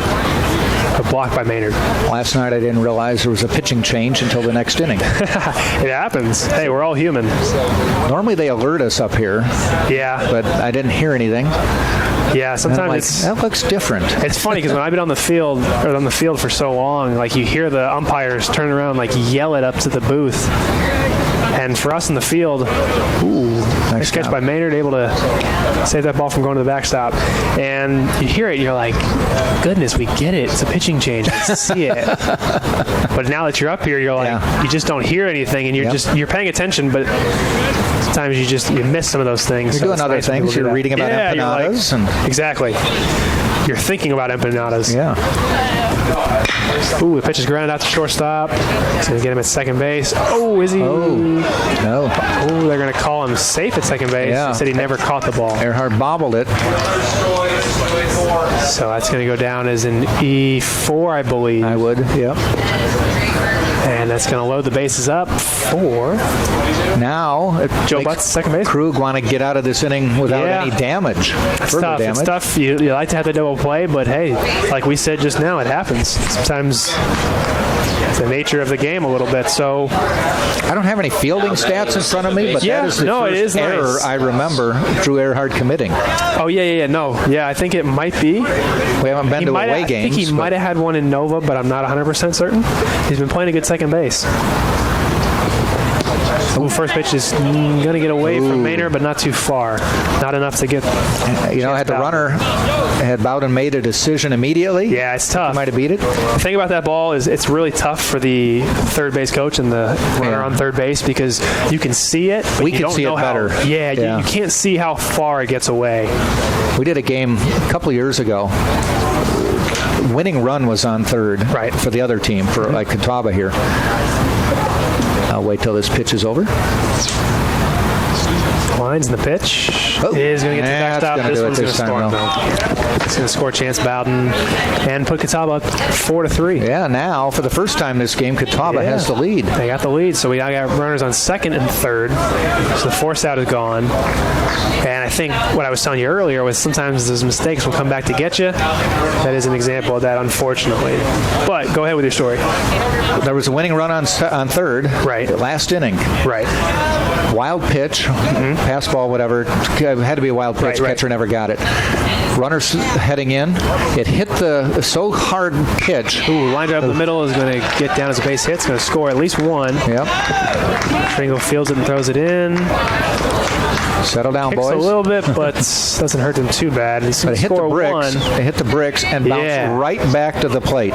No way. And they tagged the runner out. Oh, my gosh. I mean, just boom, boom. Oh, that's just too bad.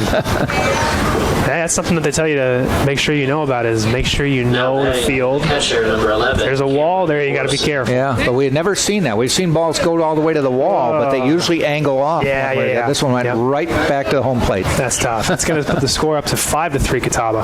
Yep. It's been a big inning for Catawba. 3 plated so far.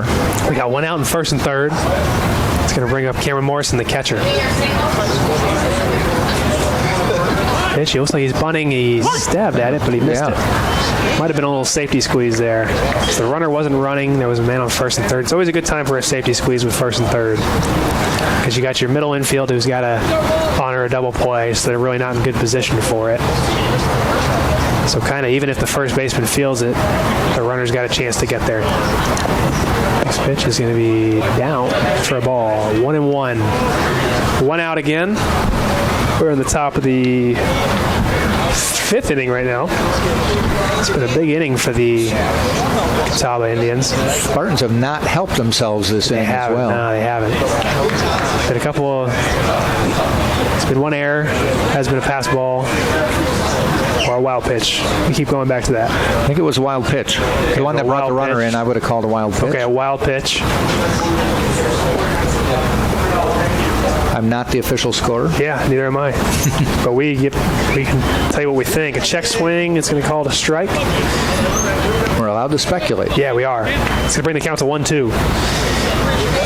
Yeah, that's what we can do. We can do a good job of that because we don't have to make the final call.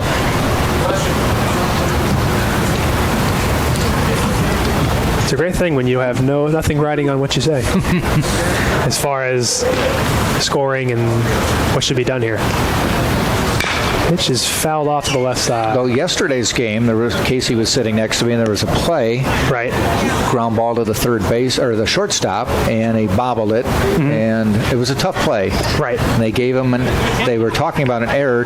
Casey takes his headphones off and goes, Oh, did he really? was a hit. Did he really? Yes. That's awesome. That's good. Good for him. And they changed it and made it a hit. If we can go back in time and Casey wants to be in the booth for some of my games, I've been happy. Your average would skyrocket. There were some times where I would have yelled up, "It's a hit! I didn't make an error." Sets in the pitch is going to be popped up, and a first baseman calls it, and that'd be good for an out.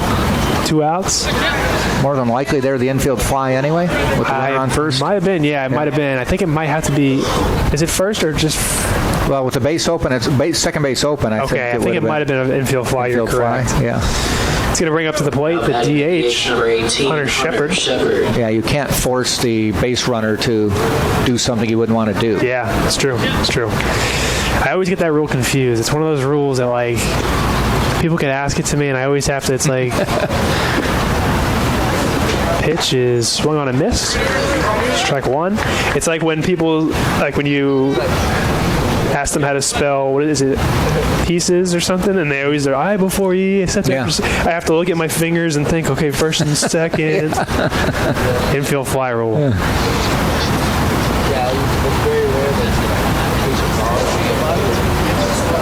Pitch, a little bit out for a ball. Again, we have first and third with 2 outs. Catawba's up 5-3 after a pretty big inning. They've scored 3 runs so far.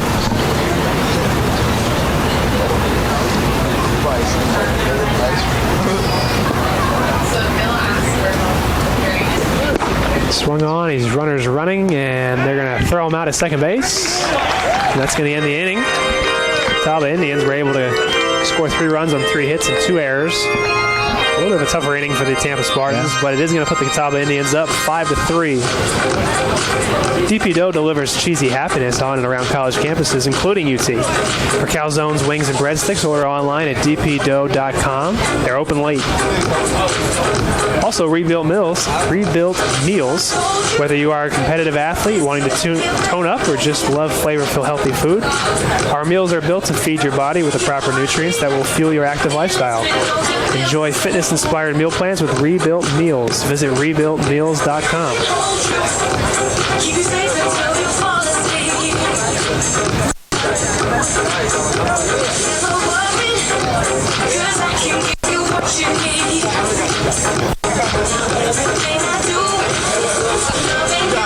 Three runs, 3 hits, 2 errors, nobody left on base. Now go to the bottom half. Score 5-3.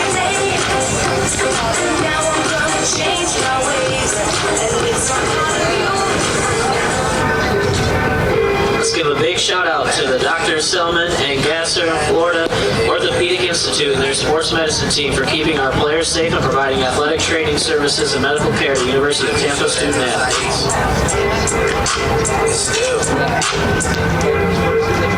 Bad things. It's a lot of bad things that they wish and they wish and they wish and they wish and they wish on me. Pitching change for the Catawba Indians. Coming into pitch is the left-handed pitcher, number 6, Michael Elwell, 6-foot senior from Mooresville, North Carolina. She say, do you love me? I tell her only partly. I only love my bed and my mom. I'm sorry. 50 dub, I even got it tatted on me. 81, they'll bring the crashes to the party. Hey, you know me.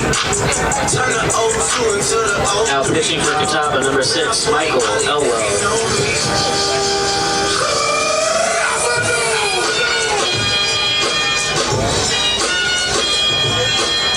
And leading off for the Spartans in the bottom of the 5th, it's going to be number 13, Connor Cryle. 13, Connor Cryle. Spartans looking to answer back after that 3-run inning by the Catawba Indians.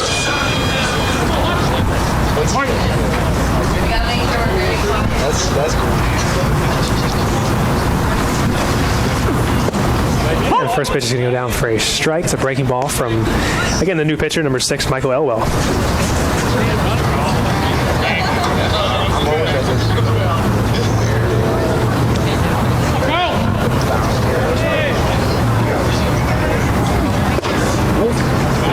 It's going to be down for a ball. Connor Crowell's been swinging a hot bat lately. Looking to get the Spartans started off this inning.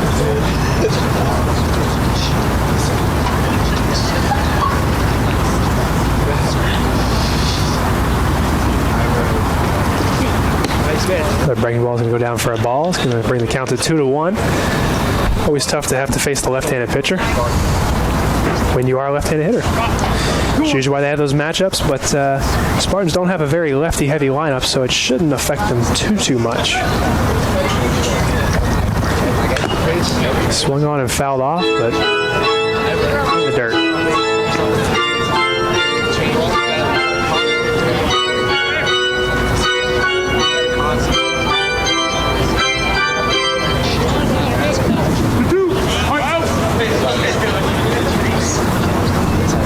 Sets. And the pitch. Another breaking ball fouled off backwards.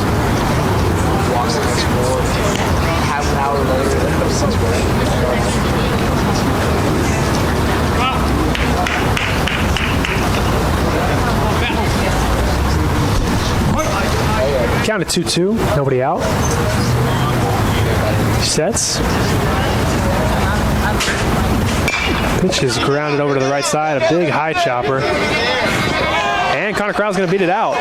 First baseman came over to get it, the second baseman came over to get it, and the pitcher, they all kind of converged on it, and there was a little maybe tough communication when the when the play is happening so quickly, and Connor Crowell was able to beat it out for what we believe will go down as a hit. I'd call that a Bermuda Triangle hit. It really is. It's there in the middle of nowhere. Yeah, nobody knew what to do with it. Everyone's just looking at each other like, oh, I thought you had it. It's going to bring to the plate Harrison Bragg, the first baseman. They were out of fries, I'm sorry to say. Oh, no. That's too bad. They had water. Okay, they had water. We have something.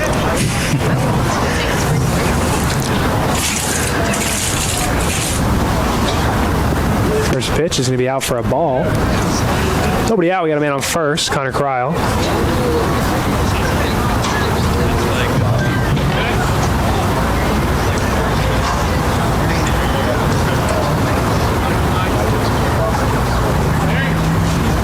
Fan mail? Yeah, the pitch is going to go down for a strike. I actually have, it's funny, I have a friend who I think is going to be logging on to Tampa Spartans TV, or, let me just make sure I have this correct, Sunshine State Digital Network. Yes. And he's going to hopefully be logging on, so when he does get on, I'm going to have to give him a shout out. Okay. Pitch is up high for a ball. Yeah, it's funny, like we talked last and you were like, oh, you have any fans? And I'm like, nah, I don't think anybody wants to listen. You weren't even soliciting fans. No, I know, and I took a picture and sent it to a couple of my friends who I used to play with. I told them I was the offensive coordinator because I looked like it with the headset on. And they said, oh, are you on tonight? I said, yeah, you guys should listen. So they said they're going to. All right. So when I shout out some weird shout outs, you're going to hear it. Okay. You're going to laugh. All right. Yeah, I told them I'm the offensive coordinator. Actually, they asked if I was the offensive coordinator. I told them I was special teams. Ooh. Count at 2-2. Harrison Bragg's been battling off a couple pitches here. Pitch. Lined over to the left side. It's going to get just past the outstretched glove at the shortstop. It's going to go down for a single. But it's going to hold Connor Crowell up to second base. It was hit actually a little bit too hard. Yeah. The left fielder got to it too quick. It's going to bring to the plate Danny Servin, the designated hitter. Ball was hit very hard by Harrison Bragg. Something he does quite a bit is hit balls very hard. But a good situation for the Spartans, first and second. And a tough situation for the new pitcher, Michael Elwell, who comes in similar maybe to Cooper, where maybe a couple your first time in, you get to a couple base runners, and all of a sudden you're in a situation where it's like, ugh, put the pressure on me early. Sets, and the first pitch to Servin is way out there for a ball. Nice snag by the catcher, Cameron Morrison. Isn't that self-imposed pressure, though, when you put the two bases? Yeah, it is. It is. Nothing really to say about that. Although, to be fair, the Connor Cryle one was a little bit of a difficult one. True. Yeah, the next pitch is going to get over for a strike just in the corner. But, hey, good chance for him to get some work in. If you're the Spartans, it's a good chance to hopefully answer back from last inning.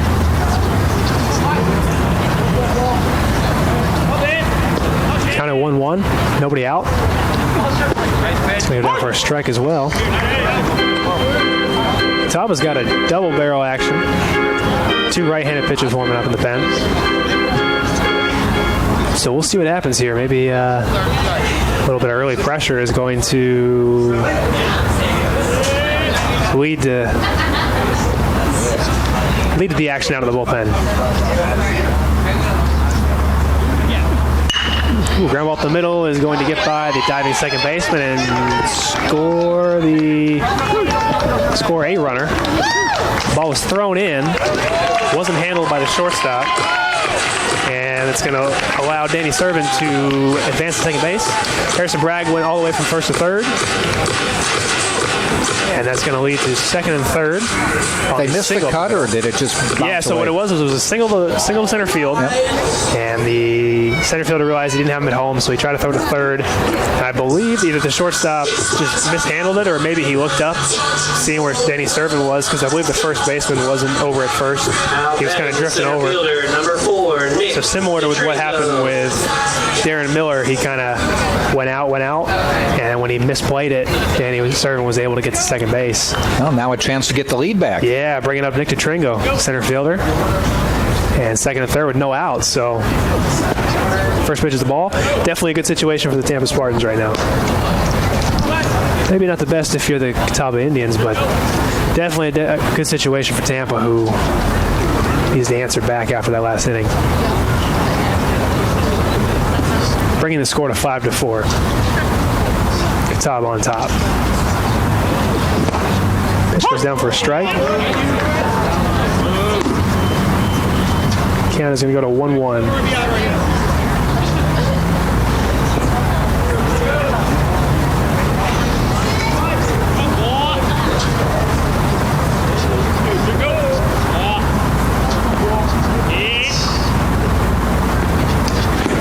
Swing of the ball in the dirt, and it's going to go down for strike 2. Bring the count to 1-2. Jack's coughing a little bit. I think he's went down the wrong pipe, I think. So if you hear it in the background.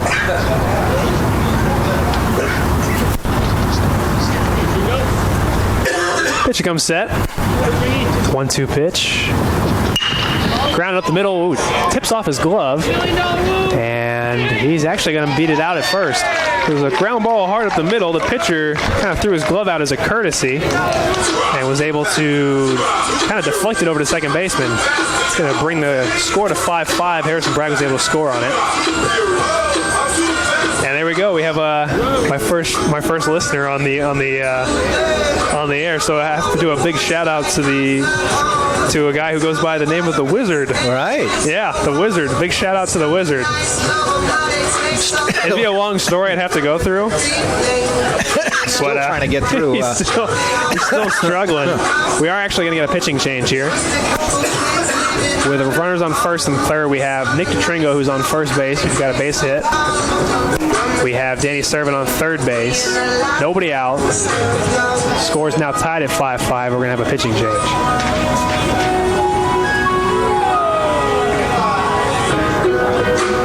And the new pitcher is going to be number 25, Nick Borgen, who is a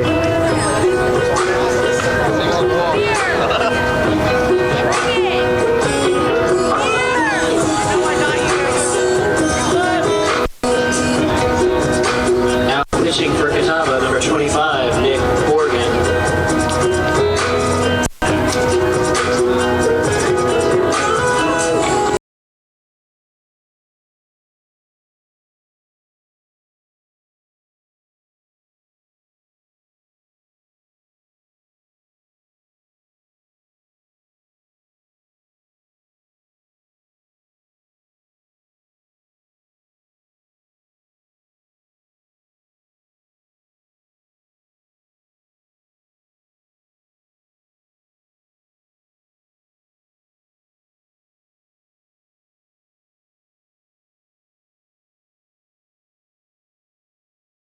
He's telling me right now, he said it's not working. So I probably shouted him out for nothing. But I'm going to wait until he says he's... What does he... I wonder what he means by it's not working.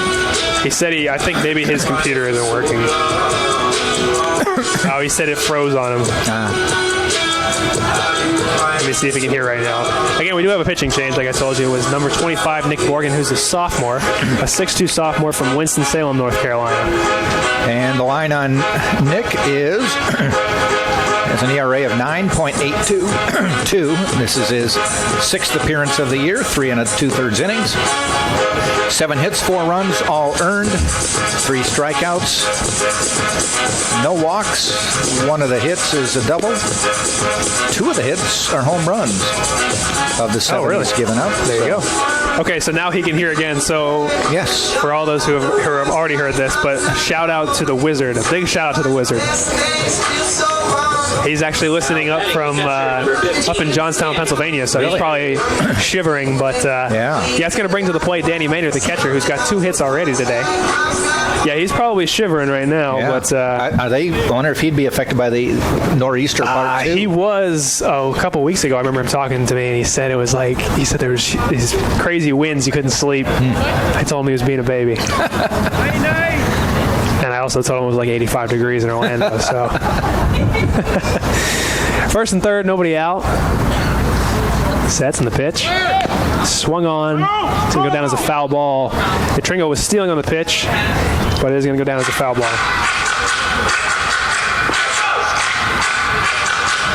Oh, this is funny. He said he's loving it right now. The Wizard. His name's Austin, by the way. Okay. So, well, we'll find out. If you can do play-by-play and the Heimlich. Oh, at the same time here while doing play-by-play. Oh man, I'm going to say an update for those of you who are concerned about Jack right now. I gave him some of my water. That's going to be a little bit of a wild pitch. It's going to kick off the catcher, and it's going to score Danny Servin. Nick Tringo's going to advance to second base. Wow. It's going to bring the count to 1-1. I tried to talk, chew, and swallow at the same time in one motion. It was tough. Failed at all 3. I gave him some of my water, so I've done my part.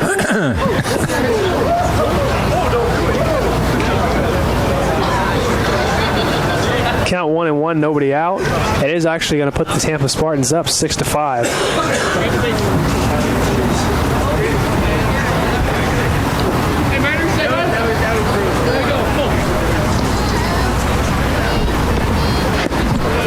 Breaking ball down in the dirt. I know, we're trying to get another friend. We have a group text that we do, and I'm trying to get another one of our friends to get on here, but he's out in Arizona. He's actually went back he coaches for the White Sox.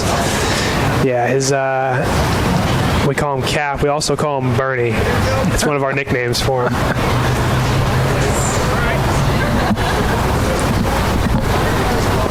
And that's going to be another ball in the dirt. It's going to allow Nick Tringo to advance to third base.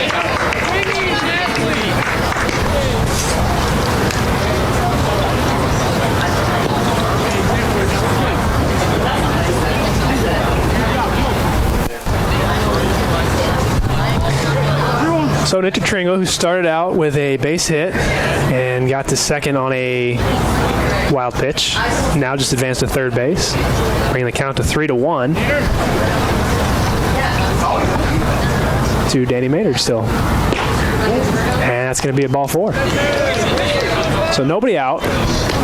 Spartans have scored 3, making it 6-5. Danny Maynard on first, Nick Tringo on third, first and third. Again, nobody out, bringing up to the plate the shortstop, Brandon Galley. And we're going to have a visit from the coach real quick. Now batting the shortstop, number 9, Brandon Galley.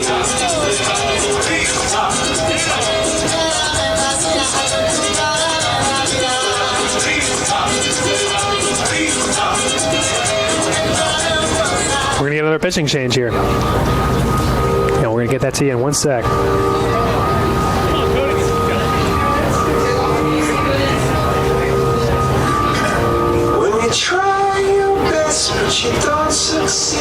It is right-handed pitcher. We do know that. We're going to get you a number here in a second so we can get you a name and where he's from. And all the good stuff.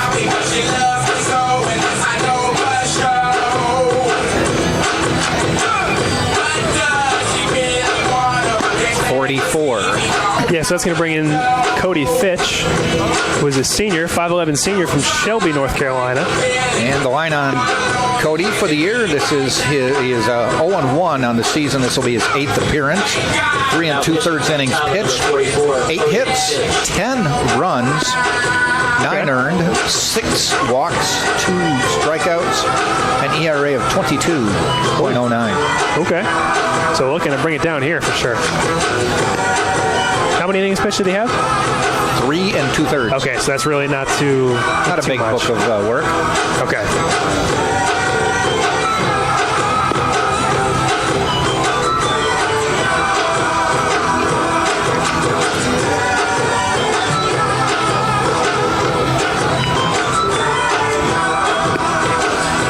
You're doing better. It's good to hear. I don't want to make you laugh too hard. You can do one more inning. So if all of a sudden you just hear me for a while and I'm doing play-by-play and commentary, Laughing. and I'm doing everything, just realize that cheeseburger got him. Now batting the shortstop, number 9, Brandon. And we're going to get going here with the inning. Again, Brandon Galley hitting with first and third, nobody out. Score 6-5. There is another guy warming up, or another pitcher warming up in the Catawba bullpen. Not sure if we're going to see him this inning or not. But there's been a lot going on so far with no outs, so we'll see what happens here. Galley's 0 for 2 so far today. Looking to get himself an RBI. The first pitch is going to be a strike.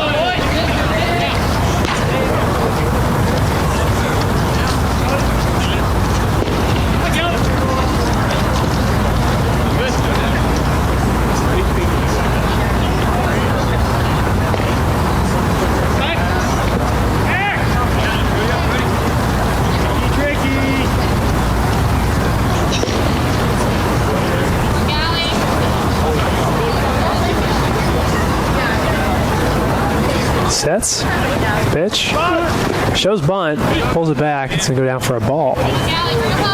Again, first and third is a good time for a safety squeeze, which is something that I know even from my playing days here that Coach Urso likes to do. We call it the Joe Madden play because years back when Joe Madden was still coaching here in Tampa Bay, he liked to use that play, and we kind of, I wouldn't like to say stole, but just got inspired to do it ourselves.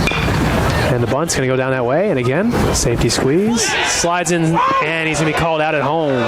First baseman came in, made a really nice play on the run, flips to the catcher. They were able to make the play over at home. That was a nice bang play. Yeah, it was very, close. very close. It was close. That's going to Just didn't quite get either at the right angle or far enough out. It was. I think maybe the first baseman just picked up on it quick and took a nice bounce for yeah, it was. Sometimes it just happens that way. Came up to about waist high. Yeah, it was Now batting the left fielder, perfect for number 5, Catawba there. Steven Smith. So with one out, first and second, we're going to flip the order and bring up the left fielder, number 5, Steve Smith.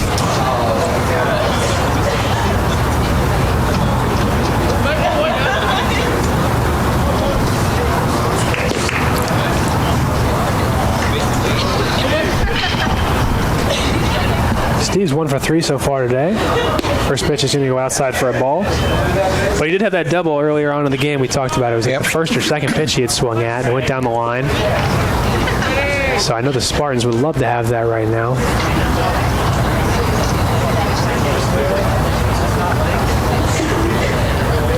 Pitch comes set. Pitch is flied out to right softly, and they're tracking. It's going to get down for a base hit. It's going to advance all the runners up a base, but no one's going to be able to score on that ball. It was kind of one of those balls where you weren't sure who was going to get caught.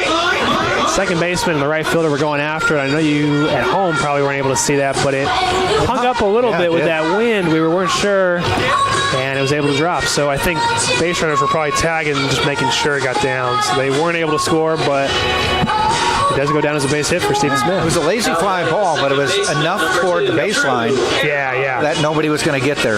Perfect spot. And it looks like a ball off the wall in the book. That's going to bring up to bat the second baseman, Drew Earhart, who, again, we were speaking about earlier, has had quite a few walk-up songs. First pitch is going to go down for a strike. He actually just walked up, if you couldn't hear, to Girls Just Want to Have Fun. So I don't think he picked that. No. He might have. Maybe that's his song. He gets lots of hits with it. But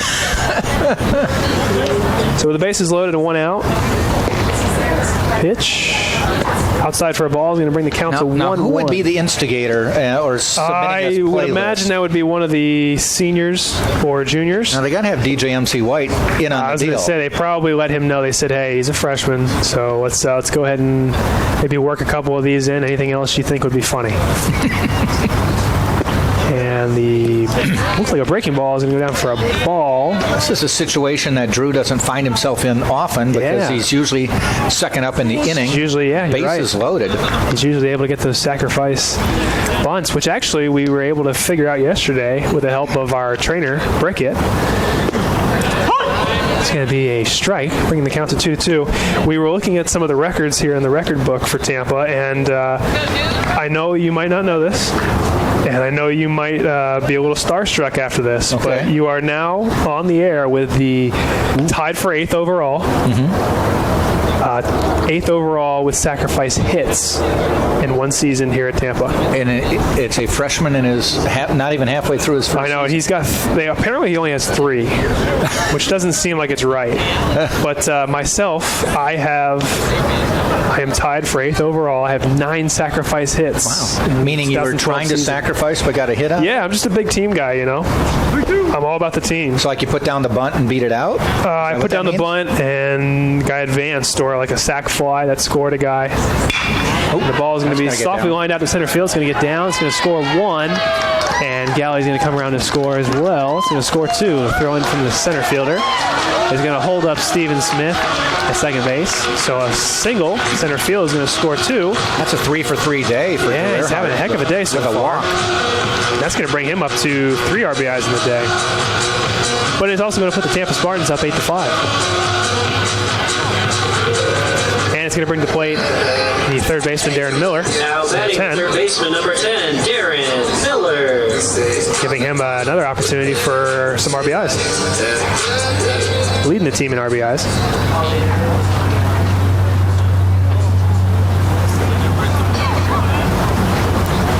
Cody Fitch comes set. Runners on first and second with 1 out. Pitch is a little inside for a ball. At one point, the Spartans had a 4-1 lead, but were being out-hit. They were, 4-3. Now they're up 13-7 in hits. Yeah. Sets the pitch is popped up but foul. Double-digit hit days are fairly common in Tampa. Yeah. Which are always the best. I always used to tell people that when you get your second hit, it's like you're playing with house money. At that point, oof. Now I can just have some fun and see what happens, and we'll just play the game. Check swing. Did he go? The umpire says he did. I was going to say no. I wasn't sure. I was going to probably say yes because it looked like he did, but I would have liked to have you as an umpire. But it's going to be 1-2. In that case. Yeah, exactly. Unless we were pitching, and then let's have me as the umpire.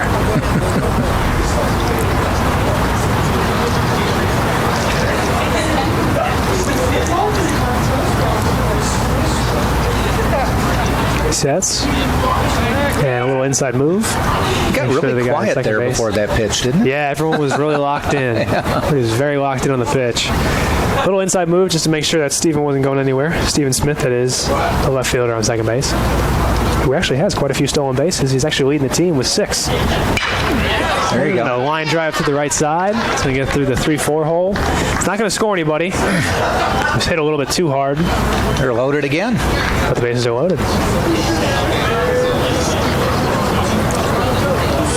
It's actually going to go down as Darren Miller's second hit of the day.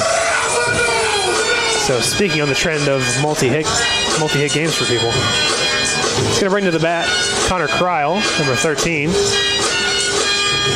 And the coach is actually going to go talk to the umpire real quick. Not sure what he wants there. He does have a pitcher and lefty in the 13, bullpen. Connor Kryle. I think he might be trying to figure out how many mound visits he gets because there is a rule where I think you only get 2 an inning, and on the second one you have to change pitchers, or maybe after the third. Yeah.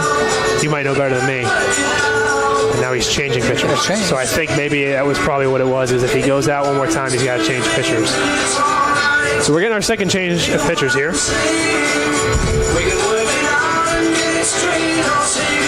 And we actually have batted through now. Batted around? Tampa Spartans have batted around. Yeah, Connor Kryle led it off the inning when the left-handed pitcher Mike Elwell was in. I remember saying, it's tough when you have a lefty facing a lefty, but Tampa Spartans don't have too many lefties, so it shouldn't be too much of an issue. And now we have another left-handed pitcher. So Now pitching number 18, Hunter Shepard.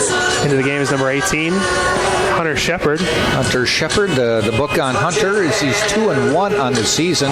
This is his 9th appearance. He has started 6 games. I believe he pitched last night briefly. Has 29 and 2/3 innings pitched, 37 hits, 28 runs, 23 of them earned. Walked 9, struck out 30, given up 6 doubles and 7 home runs on the year. Also hit 5 batters.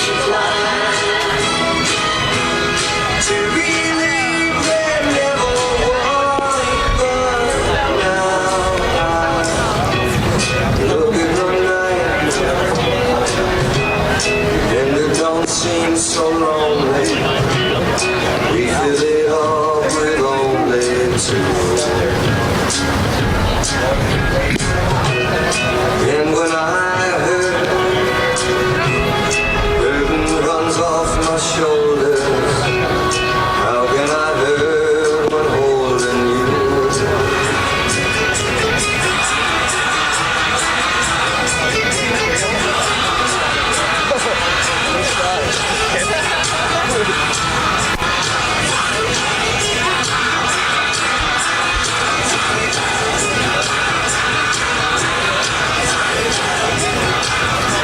So stepping in with the bases loaded for the Spartans will be Connor Kryle. Fouled out, lined out, and singled and scored his last time up. Tampa leading 8-5. Ball is outside. Smith on third, Earhart second, and Miller on first for Tampa. 5 runs in this inning for Tampa. Trailed 5-3 to start the inning, now lead 8-5. Here's the 1-0 pitch. Outside ball 2. Nowhere to put him.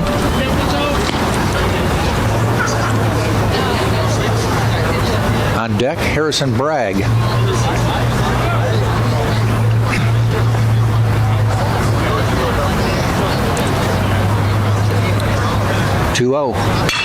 Flied out toward left field, probably tagging. Kyle Smith makes the catch. Steven Smith from third trots across the plate, and it's 9-5 Tampa.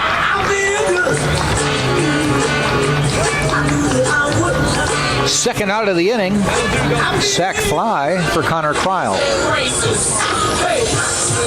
And a 6-run inning for Tampa.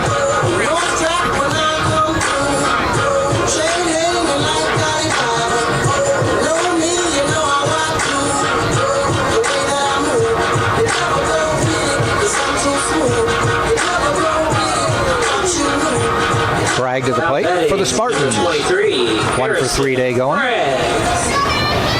Runners now on first and second with 2 out.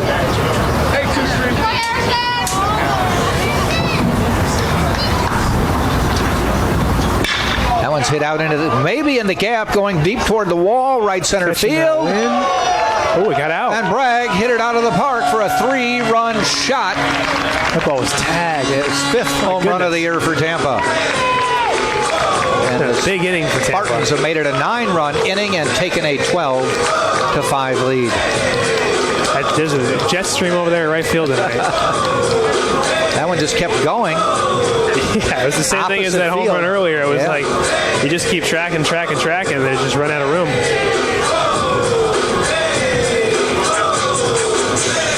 The Spartans, with 9 runs here in the 5th, have taken a 12-5 lead. Now batting the DH, number 44, Danny Servin. So after that home run, it's going to bring up the designated hitter, number 44, Danny Servin. First pitch is inside. That is going to make the score 12-5, Tampa. Now, I wondered how the Spartans would respond after giving up 3, going down 5-3. Had quite an inning here. They've done okay. Lined out to right, but just foul. Jim Gant has to be a little bit unhappy. Yeah, I'm sure he's not too happy. Proceedings here in the 5th. No, I'm sure he's not too happy. At this point, I'm imagining he probably wants to get out of the inning. Because if you recall, when this inning started, it was 5-4. 5-3. Was it 5-3? It was 5-3, Yeah. excuse me. 5-3 Catawba, and all of a sudden, that was 12-5. Pitch a little bit high. Servin swings at it, not able to get it. But, yeah, it was crazy. Crazy how they responded, and it was quickly, too. Yeah. Foul ball off to the right. That's just the nature of baseball, I think, is it just sometimes it can get away from you quickly. Well, the one thing I've known from covering the Spartans now for my 5th season is just because the team takes a lead doesn't mean much. Yeah, it's crazy. It's crazy. And for the Tampa Spartans, who a little check swing, they're going to say he swung and in the dirt, but still able to get him out at first as a catcher. Cameron Morrison on that inning. Let's run through this line. There's 9 runs, 8 hits, and 1 error. So quite a bit of action from Tampa.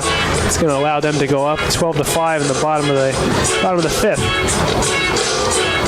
9 runs, 8 Clean Eats. Clean Eats, a new cafe located at 3838 Neptune Avenue and open until 7. It's not a diet, it's a lifestyle. Featuring healthy sandwiches, wraps, bowls, and smoothies. Clean Eats. Also, Jersey Mike's. Jersey Mike's, we offer a sub of love with the nearest location at 2121 West Kennedy in Tampa. Jersey Mike's, a sub above. Hey, Crown Plaza Hotels and Resorts, the place to meet. We're going to be the top of the 6th here in a second. Cooper Krug is going to go back out for the Tampa Spartans. So Krug has gone from one side of the ledger to the other side of the ledger. Crazy. Went from pitching behind 2 runs to now up 7. Pitcher of record on the winning side, if it holds.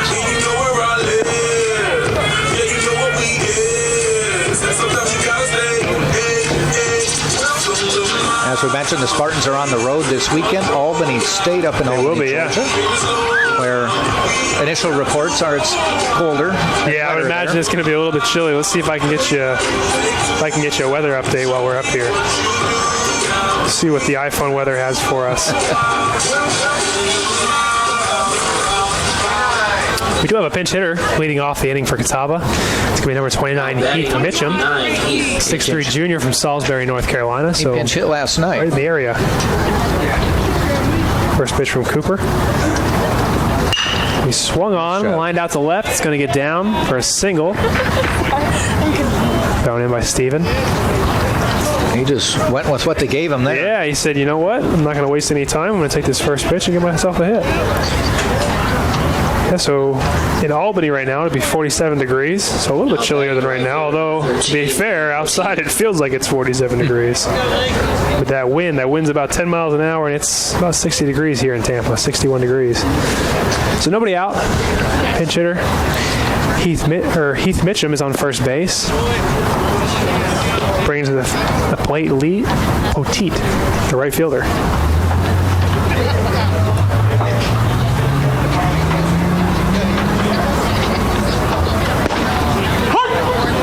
And that pitch will bring the count to 1-1. So let's see. They're going to be out of town. They're going to be Friday, Saturday. So it'll be 65 and sunny, and then 73 on Saturday. Sunday, actually. Oh, you're right. Sunday it's supposed to rain, but it's 75. Okay. Fouled back for strike 2. Yeah, so it shouldn't be too bad. It shouldn't be too bad. It's that Southern Indiana trip later. Ooh, that's gonna I think end of April, but it still could be iffy. Ooh. They asked if I wanted. They asked, some of the players were asking if I was going to go, which I don't travel anyways, but I said, even if I could, I think that one I'd say, yeah, I got plans. I got plans that weekend.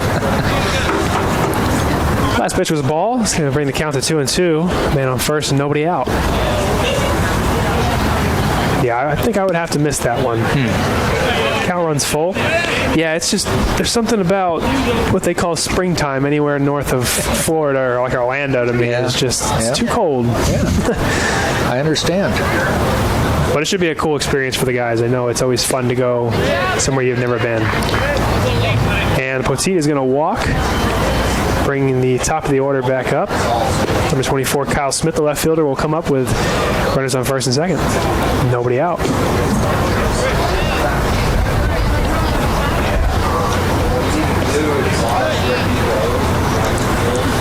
Now batting left fielder number 24, Kyle Smith.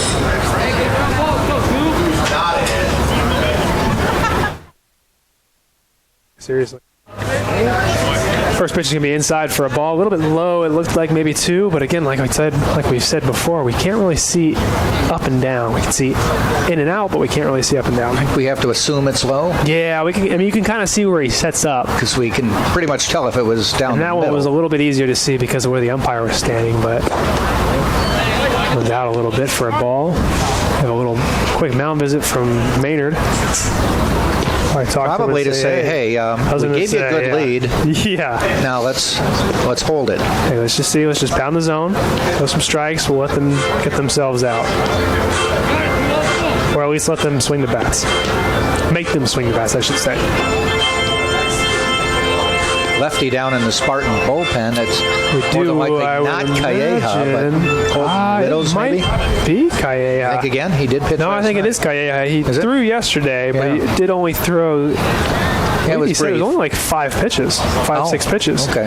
So I think he actually said he didn't throw too many in the bullpen. He didn't throw too many at his warm-ups. So he didn't throw a whole lot of pitches, so he might actually be pretty fresh. I actually told him, I said, it's just like a little small game of catch. A little visit from pitching coach Sam Maltello. Probably reiterating a little bit of what we just said. Hey, let them swing it, make them swing it. You think maybe in a more stern voice? I would imagine it means a little bit more coming from him than it would from me or you. But yeah, probably you're not too far off. Yeah.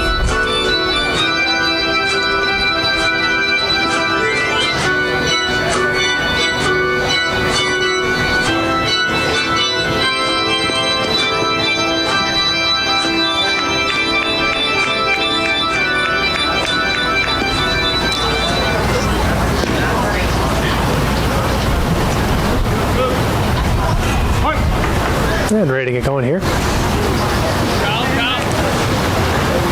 After the mound visit, the pitch is a little bit inside for ball 3.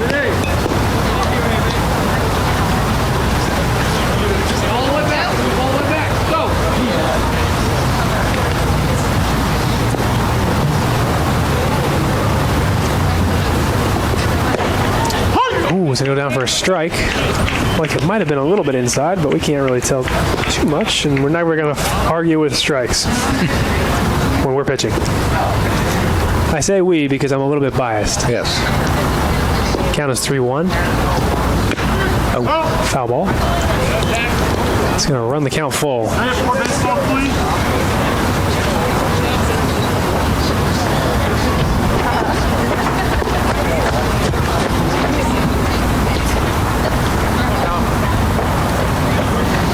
Again, the score is 12-5 with nobody out.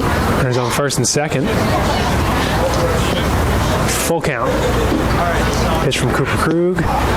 Ooh, he's going to go down for strike 3 and just got the corner there, but enough to be a strike. He's going to go down as the first out. And it's going to bring to the plate the first baseman, Chance Bowden. Now, again, we were talking about this earlier, Jack. 15, Bowden, Smith, and Setzer, the 1, 2, 3, not in that order actually, but all are leading the team with 20-plus RBIs each. Right. So this is a good situation for those 3 guys to be in with runners on first and second if you're Catawba. 14 home runs between that trio as well. That's a lot of... And how many extra base hits? Now you're making me do math. Yeah, 24. It's quite a few. Quite a few extra 24 base doubles. hits. 24 doubles, I should Yeah. say, yeah, and 3 triples. 3 triples, 14 home runs. So there's a lot of action at the top of this lineup. Ball swung on and fouled back, bringing the count to 1-1 with 1 out.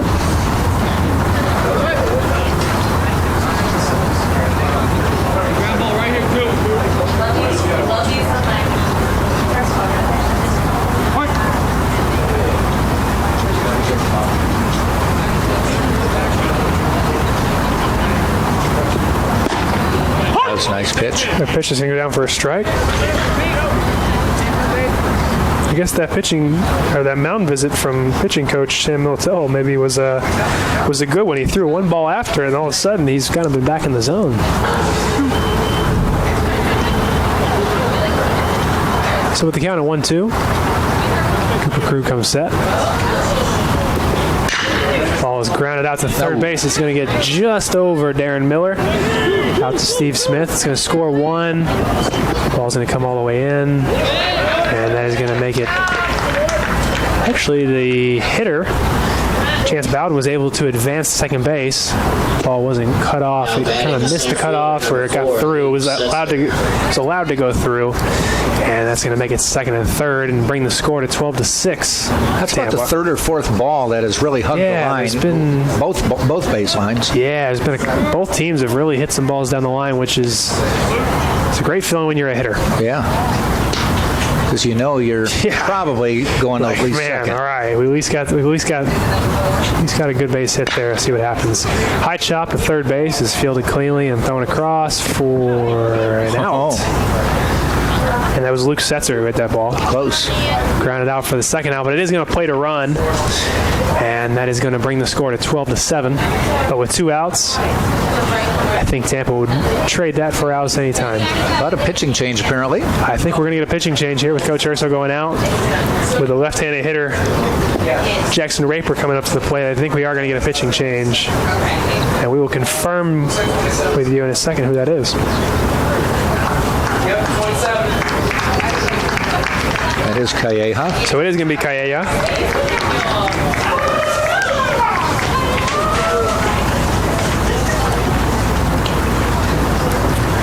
Calleja will be coming in for his 5th appearance of the season. He's pitched 4 2/3 innings this year. Given up 2 hits, no runs. Walked 1, struck out 2. Just for the record. 3.86. Christian Calleja in the pitch. It's my best Spanish. It's like you have to commit, and sometimes I don't commit, but I'm going to commit. Christian Calleja. He actually pitched last night as well. He was able to close that game out. The pitchers have walk-in music. They do. Yeah. They get their, I guess you would call it a walk-up song. It's not really a walk-up song, but they do get their pitching music, I guess you would call it. Which is funny because if you are a pitcher, you got to be a little bit more selective about what you pick, because as a hitter, I mean, you maybe get, 5 to 15 seconds, really tops. Here you may get you might get 30 seconds to a minute, depending on how long it takes you to throw your 8 pitches. Yeah. So, if you have a song, maybe it's a rap song or a song that has some explicit lyrics, you got to be careful. You got to time it right. Yeah. You better give them the right starting time.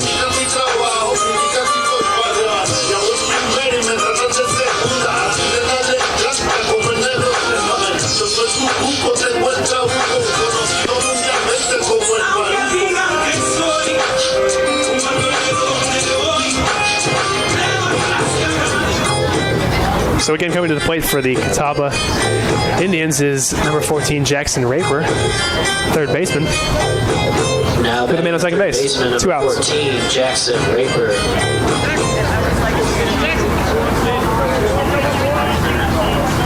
You know, you were talking about explicit lyrics. When I was growing up, explicit lyrics were, she told me she liked me, and I asked her if she wanted to come over. Oh man. That is very clean these days. First pitch from Calleja is a strike. We're like, wow, On the outside corner. she asked if she wants to come over. Oh no. What does that mean? Are we allowed to say that on the radio? Yeah. Yeah, it's funny. There's even when I was a kid, I remember and I say that like I'm really old or something, but breaking ball swung on and missed for another strike. But I feel like the stuff that I used to listen to or what was on the radio, like I feel now what they can say on the radio, it's like they can get away with that. Yeah, you're allowed to say that. When are we just going to say, okay, you know what? You can say anything you want. No rules.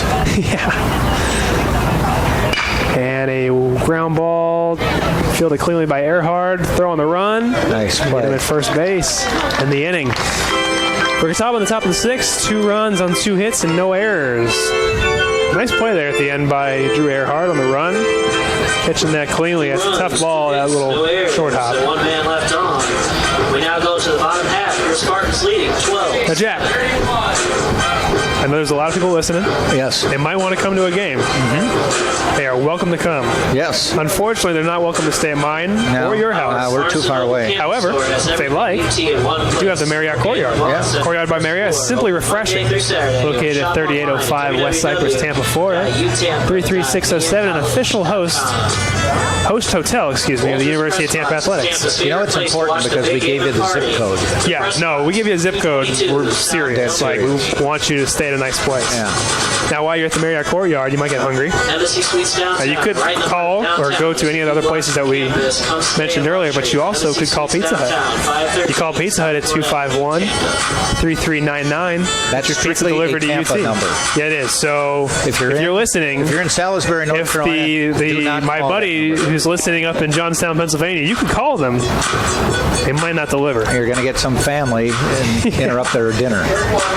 Now, if fortunately they are making pizza, they might deliver it to you, but we can't guarantee that. Right. I believe another new pitcher. Yeah, Catawba's going to bring in a new pitcher. 31 Clay Young, 5'11" senior from Greensboro, North Carolina. Okay, Clay Young, this is appearance number 11 on the year. He's started 2 games so far this year. He has pitched 26 in the 3rd innings, 23 hits, 13 runs, 9 earned, walked 6, struck out 31. Wow. Quite a few strikeouts. And a 3.08 ERA. I think I told you about this last time I was up here. I talked to you about how I read stats, and you read that stat line. Good numbers. Mr. Clay Young has definitely got something that he can strike people out with. He's got 31 Ks in 26 innings. Things off for the Spartans. And he's definitely in the zone. I'm going to knock on wood so I don't jinx anybody, but he seems to be in the zone by the numbers. So if someone at home is saying, geez, you had to say that, I knocked on wood, don't worry. Yes. Leading it off for the Tampa Spartans is number 4, Victor Tringo, center fielder. Tringo's got 1 hit tonight and an RBI as well. First pitch from Young is swung on and missed by Tringo. Strike 1. Tampa Spartans are leading 12-7 here in the bottom of the 6th. It's 15 hits.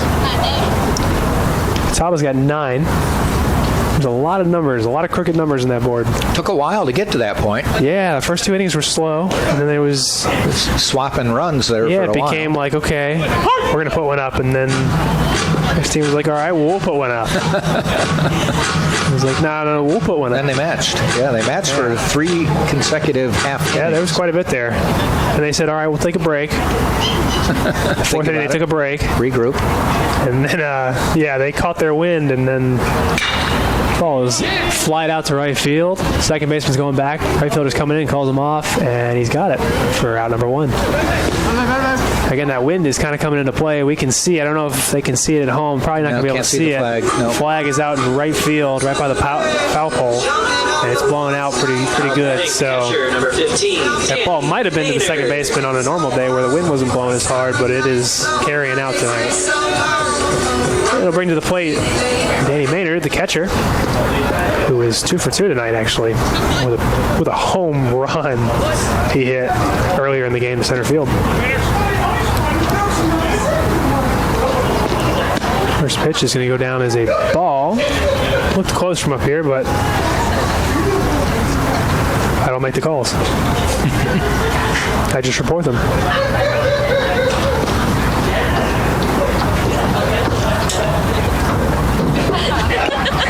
Swung on for strike 1. you can hear some laughing in the background. We do have a microphone set up near the field, so it does catch some of the crowd noise as people walk by.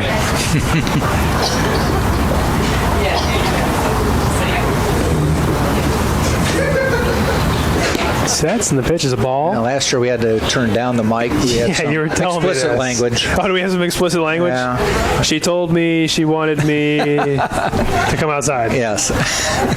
I'm sure it was a little bit more explicit than that. Not 1970s. It wasn't? Okay, all right. And the ball is flied out to left field. Center fielder and left fielder are both going after it. Center fielder is going to call him off. A big pop fly, but it does get caught by the center fielder for out number 2. Nice job by Setzer to take captaincy of that one. He's been getting a lot of action tonight. He said, you know what, I got this one, all right? He did early. He saw a bunch of fly balls early, but he's been quiet since. Yeah, he told Kyle Smith, he said, look, I know you're coming after this one, but I've got a lot of action, so I got this one. It's going to bring to the plate the shortstop, number 9, Brandon Gowie.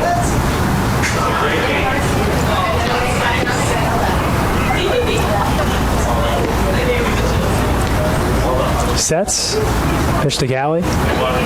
Swung on and flied out to center field. Center fielder doesn't have to move too much. Comes in a couple steps and catches it for out number 3. No runs, no hits, and no errors to end the bottom of the 6th. Pepsi, thirsty? Yes. Grab a Pepsi. Now, Jack, I know you're a big Pepsi guy. I am. You are a big Pepsi guy, so it is the official Spartan soft drink. So you're just supporting Tampa every time you drink it. I am. Now, the beautiful thing about being up here in the booth is I'm actually able to avoid injury. True. But if you happen to get hurt, Ford Orthopedic. Give a big shout out to the Dr. Selman Gasser, Ford Orthopedic Institute, and their sports medicine team for keeping our players safe, providing athletic training services and medical care to the University of Tampa student athletes. You do have to walk down the steps after the game, though. I do. So there is potential. Yeah. I was fortunate enough not to get hurt when I was here playing, so I didn't have to see them, but they do keep some of our players healthy. And speaking of guys coming back from injury, Richie Rivera, who got hurt the first game, he's actually making his comeback as we speak. You can see him throwing out here in left field. I don't know if they're going to be able to see them at home, but he is playing catch with our left fielder. Okay, good. I think he's just warming him up, but we've seen him do a couple pinch running yesterday. He pinch ran last night. I heard he did it at Nova. I remember hearing he did it at Nova as well, so always good to see someone who gets hurt be able to make comebacks.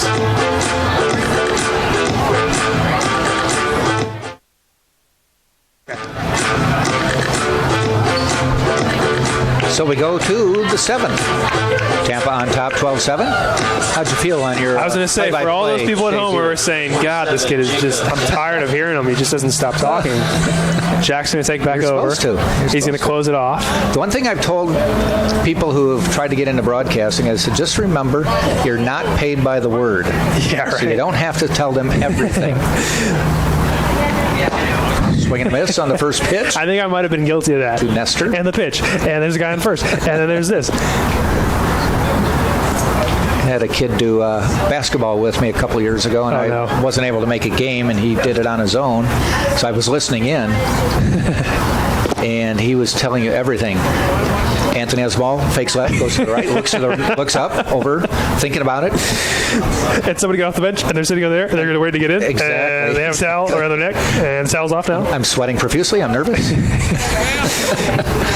And the clock, there's just nothing going on. He's just still talking. He's like, the clock's ticking.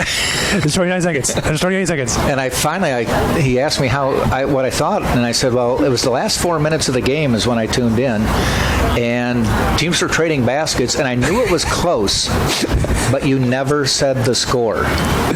Hey, I mean, you got to always mention it, which, by the way, it is 12-7, Tampa winning. I knew it was a close game because everybody was excited every time a basket was scored. I just didn't know. But I didn't know because you never said it. And he goes, I didn't? I said, you said everything but. Well, it's funny because I'm in a sales class right now. I'm a sports management major here. And there's my selling class, we have to do, what's the word? Escapes me at the moment. Role play. We have to do a role play for like a sales calls and like sales meetings in general, like just meeting up with like someone you're trying to sell tickets to. And I went for my first one. And one of the things, like, there's a couple, like, have all your students in class have a sheet that they grade you off of. Like, oh, did you hit your points of, like, selling features? Did you do this? Did you ask them questions? And one of the things you have to do is you have to use the person's name more than once. I think they like you to shoot for 3, but if you do it at least more than once, which is pretty easy, if you just greet them with their name and then say their name, like, oh, so-and-so, or say goodbye to that person, usually you hit it. But to me, like, I was up there and I was in the middle of it, and I swore I used the person's name like 3 or 4 times, and they're like, yeah, you used it too. Nestor with a good at-bat here fouls off another. It's a full count. It's 2 times, huh? Yeah. They're like, because our teacher was playing the part of whoever you were, and like you had they had like their own, like, I think I was selling to the imaginary owner of, because I'm not sure who the actual owner is, but the owner of Sam and Eddie's, the pizza place. Or no, sorry, I was at Hat Trick's bar. Yeah. And he called him out. Ooh, it's tough. It's always tough when you battle like that and you get called out. But Hat Trick's, that's where I went to lunch. Yeah. Oh, really? Okay. Which is actually also one of our sponsors. So free plug for Hat Trick's here. But he's actually the person who plays all the parts. So he pays attention, but he kind of relies on the students to actually listen for those little things, like how many times does he use your name. Joe Butts at the plate. Christian Calleja on the mound. And he asked everybody, and they're like, oh, yeah, twice. Twice? Come on, guys. It was at least 4 or 5. Nice off-speed pitch. I had always heard, if people always say I'm terrible with names, that if you get introduced to somebody, like, hi, this is Anthony, that you are supposed to say, hi, their name. Anthony. Right. Exactly. To reinforce it. Don't just say hi. Yep. Ball hit out in his center field. The Tringo coming in. It's going to bounce in front of him for the base hit. Yeah, you're supposed to do that. I've heard other things, too. I've heard if you can, like, make like a connection between their name, almost like if you were studying like off of note cards, and you can like make a connection with their name and something, it also helps. I've always been decent with names. I have a pretty good ability, I think, to do that. Maybe I'm just typing myself up, but I feel like I'm pretty good with names. Cameron Morrison to the plate. I was going to say, Jack. What was your name again? Jack. Okay, Jack. Yeah. I had it, it's written down right now. Oh, yeah, okay, thanks. Must have forgot it. Big letters, bold. All caps. All caps. Man on, 1 out. Top of the 7th. Ground ball heading out toward, cut off by Miller. It gets 1. The relay in time. And the Spartans get out of the inning with a 5-4-3 double play. It's big. It's big. Calleja gets done with an inning. No runs, 1 hit, no errors. Nobody's left on base. We played 6.5, and it's Tampa 12, Catawba 7, right here on the Sunshine State Digital Network and TampaSpartans.tv. No errors, 1 man left on base. Another big shout out to Dr. Selman and Gasser, Florida Orthopedic Institute. They have a great sports medicine team to keep our players safe, provide athletic training services and medical care to University of Tampa student athletes. And Crown Plaza. You can stay at Crown Plaza Hotels and Resorts. Why? Because it's the place to meet. It is the place to meet. 7th inning stretch. 7th inning stretch. It might as well. Yeah, let's get up and stand around. Oh, we're standing up. Both teams. Talk to you about Mart's. The official charity of the Spartans is Mart's First Class Coach. You need a charter? You need a charter bus? Go online to www.martsfirstclass.com. There we go. That is our last commercial. That's it. Yep. You don't have to hear that anymore. Or hear me try to make it sound funny. I was telling Jack earlier that I listen to a lot of sports radio, and I think it's always funny when the sports announcer or the radio announcers make it funny with like what they're talking about. And there's an advertisement at the particular show that I listen to. So if anybody out there happens to listen to this show, you'll know what show I'm talking about. But the announcer said, beginning of this week actually, he said, there's this advertisement that's coming back out that I love talking about. And the advertisement was, I don't know who is advertising, but basically the advertisement goes, if you think a train will stop when it sees your car on the tracks, it will. about a mile down the road after it hits you. So stop, because trains won't. And he said it's funny, and it's so funny every time he reads it. That is called a public service announcement. It is a public service announcement. Okay. Yep.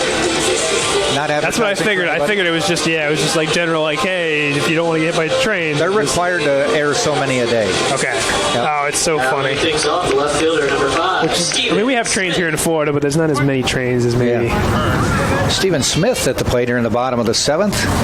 2 for 4 today. Hit the ball every time. He's doubled. Then he flew out to center twice, and then he singled and scored last time.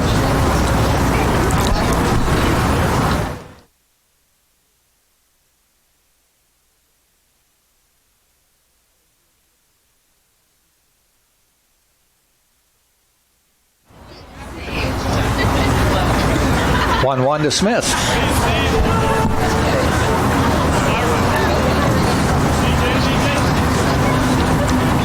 Shakes the bat, waits. Ground ball, fielded nicely by Fitch, and he throws him out. Fitch, definitely that sidearm submarine kind of pitcher. That I don't know if Fitch is baffling. pitching, actually. They still say Fish, but I think they've changed. No, it is. It's number 32 now. He pitched last night. Yeah, it's DJ Laxton, I believe. I might be mistaken, No, I but believe I you're thought right. it was He pitched 32. last night, and that DJ was his name last night. 6'1" sophomore from Asheboro, North Carolina. Yeah, he did throw last night. Definitely comes sidearm or lower. Yeah, these are the kind of guys that can be really tough if you're not used to facing them a lot, and if you're a right-handed hitter, they are really tough to face. Fortunately, I was a left-handed hitter, so for me, these were always kind of fun to hit because the ball kind of ran away from me. But we did every once in a while face a left-handed left-handed pitcher. Who would throw from down there, and it was just no fun. Earhart, not a good at bat there. Yeah, I mean, it's not really his fault. That's just so hard to face. Because every ball, it looks like he's throwing from behind you. Yeah. It looks like it's going to hit you in the hip. Yep. And then the fastball will just run back in on your hands, and the slider will just run away from you, and you just your butt's out, you're swinging at it, just waving. You look around, hopefully that wasn't as bad as it felt. Darren Miller to the plate now with 2 outs. Spartans up 12-7, bottom of the 7th.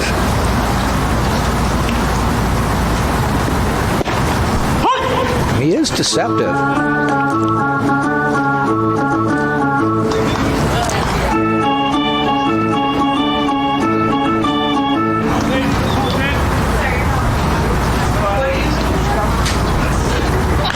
Fouled off, that one on the wrist.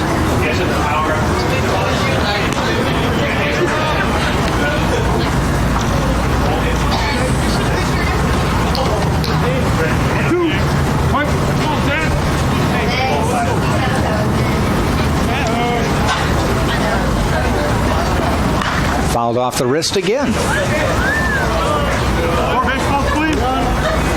1 ball, 2 strikes with 2 out.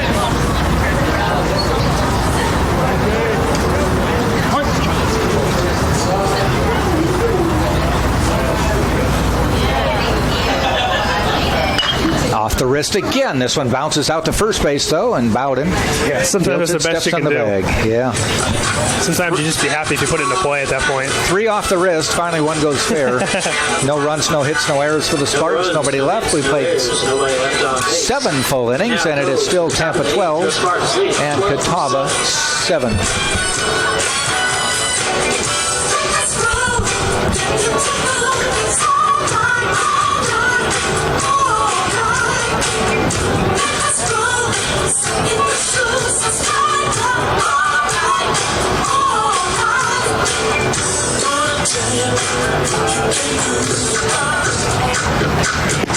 Godfrey Hotel, formerly Bay Harbor, is located 7700 West Courtney Chapel Causeway in Tampa offers a special rate to all UT supporters and guests. The Godfrey Hotel in Cabanas on the Courtney Campbell Causeway. Urgent care, give it up to the Spartan team of physicians of Florida Orthopedic Institute, Florida's largest orthopedic group, and to Dr. Selman and Gasser and their sports medicine team for keeping our players active and safe on and off the field with their ortho urgent care just minutes away in South Tampa.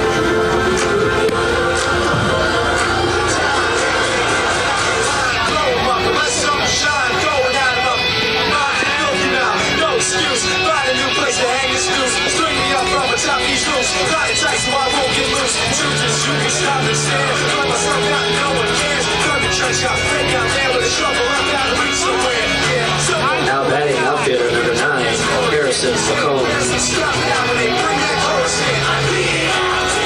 Harrison Balcom to the plate.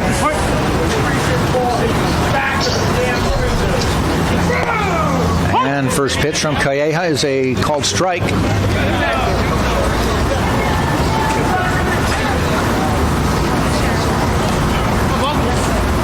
The 0-1 pitch.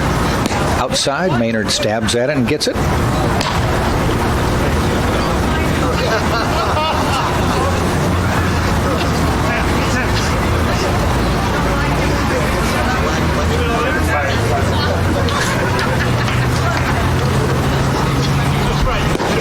Ball outside. So you got your fries. Now practice eating first. Make sure you can chew, swallow, breathe. No, I can't. Independently of each other. No, this is going to be like in between innings. I'm going to make Casey do some reads. Okay. And I'm just going to stuff my face. Don't want anyone choking. I was going to say, we've been down that road. We know how that goes. Yeah. It's not pretty. No, it is not. But I'm happy to report to everyone at home. Jack's doing all right. Up and at him. Color back in my face. Doing good. Yeah, he was turning blue there for a little bit. It was like, this can't be good. The right color is returned to my face. Yeah. Now he's looking back to normal. A walk, though, by Calleja.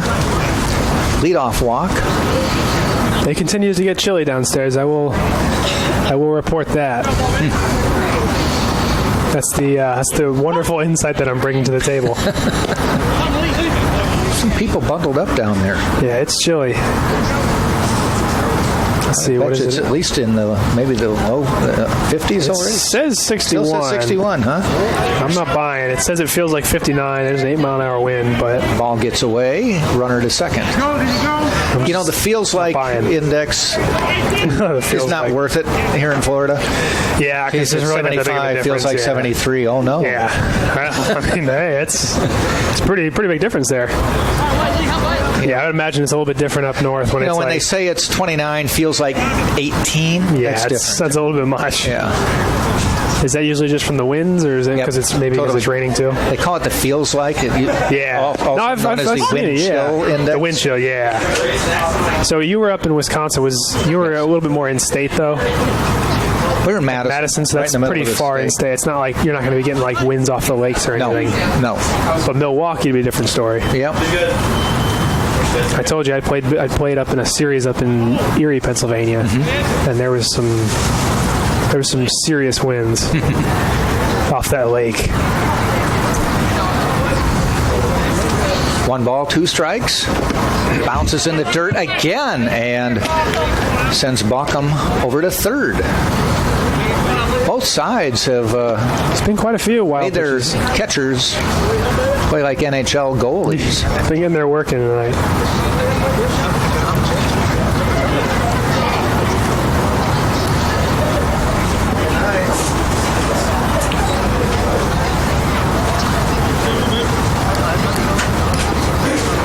You fans have just said enough's enough.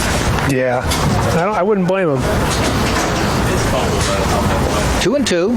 Runner now on third. Ground ball heading up the middle, fielded by Galley on a couple hops.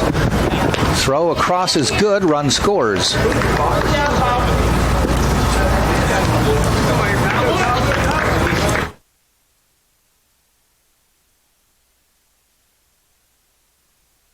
Wasn't in the lineup, was he?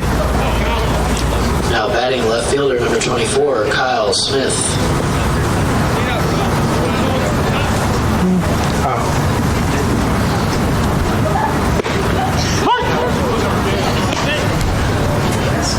Smith, top of the order. One out. It's going to bring the score to 12-8. So They're Catawba's chipping away. Nibbling away at chipping it, away. yeah. But another one in the dirt. yeah, hopefully Tampa can get themselves back in. If you're Catawba, hopefully you can keep nibbling away and hopefully get yourselves within. They've only got this inning and one more to Yeah, nibble. hopefully they can. Yeah, exactly. For them, they want to maybe nibble a little bit more and get within striking range here for next inning. Take a couple bites. Yeah, it'd be big. There's a shot and handcuffs Bragg. He's able to slow it down and will keep the runner from going to second, but a solid base hit there. That ball was smoked. Yeah. Nothing else but that. I mean, it's one of those things where when you play the corners, they don't call them the hot corners for nothing. Right. Now batting the first baseman, number 15. It's also one of the reasons I didn't like playing the corners, specifically third base. I always wanted the ball to have as much chance to slow down as Exactly. possible before it gets to it. You can go to the outfield, I did. or you could come up here. But the ball has a lot of time to slow down because it has a couple of barriers it has to get through. The net. I don't know if this is shatter-resistant glass or I don't not. know, but I would imagine I know it's the ball would have to be hit very hard to get through that and the net. Yes. So we have quite a few amount of barriers. Our big injury concerns here are paper cuts, Choking on food. choking on, and maybe jamming your finger. Yes. Although we do have the window open. Could have a bird fly Yeah, I was in, going to say we have a bird fly in or some sort of projectile away from the field. Ball gets away from the bullpen down there. To be honest, if something happened, it would be a heck of a story. Yes, it took one of us down. It'd be a heck of a story. You would hear it, and you would be Really? You would want us to turn the camera around so you could see what was going on. If that happens, don't worry about seeing if I'm okay. No, Turn the camera around. Yeah, we're going to turn the camera around. We're going to get on win video. money. Yeah, I was going to say, we'll send it in or we'll put it on YouTube for sure. 1 ball, 2 strikes. And we'll probably be on a talk show pretty promptly as well. Chance Bowden at the plate. Man on, 1 out. Swing and a miss. Strike 3, 2 down. So Calleja battles back there to get the strikeout. That's big time. 2 outs now. And it will bring Luke Setzer to the plate. Now batting the center fielder, number 4, Luke Setzer. Couple strikeouts, a double and scored, and grounded out last time up and drove in a run. Do have a pitcher in the bullpen for Tampa. He's not throwing. I believe that's Wezzo. Yeah. I'm not sure if he's actually throwing or if he's just staying kind of loose in case anything should happen. Maybe he'll come in an inning or two. He said his dad listens to most every game, watches Really? most every game. We're supposed to say hi, so hi. That's awesome. Yeah. Big shout out to Mr. Wezzo. Yeah. Yeah, he's starting to throw a little bit now. Great guy. Always a fun guy to have a conversation with. Always make you smile. 0-1 pitch. Swing and a miss. Went upstairs to try to get that one.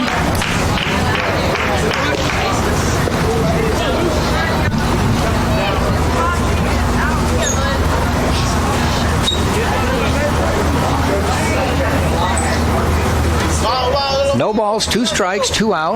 Runner on first. And the pitch to Setzer. A little bit high. 1 and 2. So I have to ask, for someone who, you were saying, the old co-host here, Yes.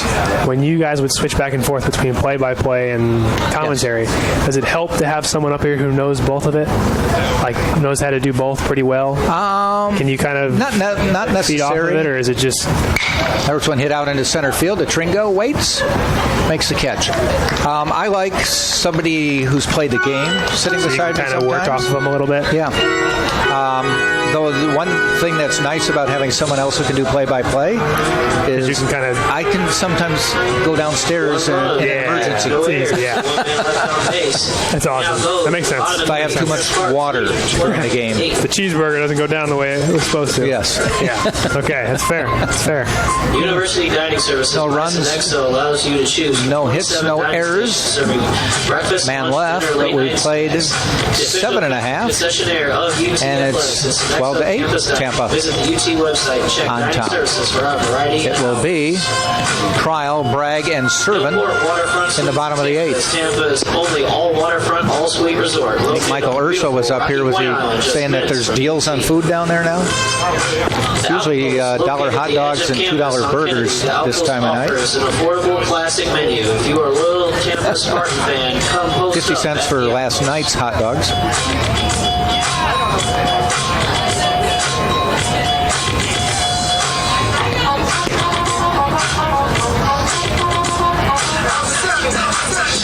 New pitcher for Catawba.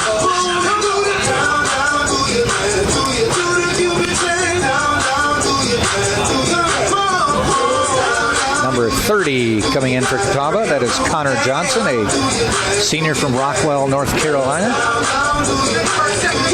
And the numbers on him, this is his 5th appearance. All in relief, 7 1/3 innings pitched. 4 hits, 2 runs, both earned. Walked 1, struck out 5. One of those hits was a double. I'll tell you what, every time Connor Cryle has come up to the bat, it feels like the last 2 or 3 at-bats he's had to face a lefty. Yeah. It's one of those things when you're a lefty, you're just like, really? You notice that. Every Yeah. time? What are you doing to me? You can't just face one right-handed pitcher? Yeah. Especially like because they went through like 2 or 3 pitchers that one inning where he led off against a lefty, and then he came up in the same inning and then had to face another lefty. Yeah, but they had run through 2 pitchers in between. Yeah, you're just sitting there, you're like, really? Come on.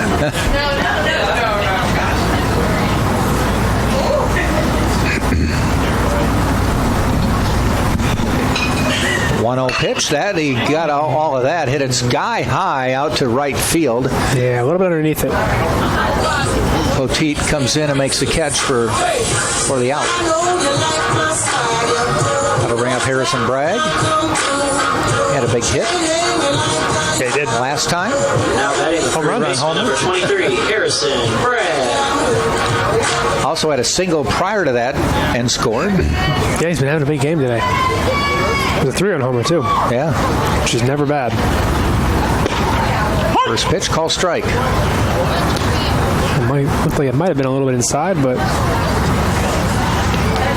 it might be, as much as we don't want to admit this, because maybe nobody ever wants to admit it, especially the umpires. Umpire wants to get the game over. It's cold. As much as he's doing stuff, he's not doing that much.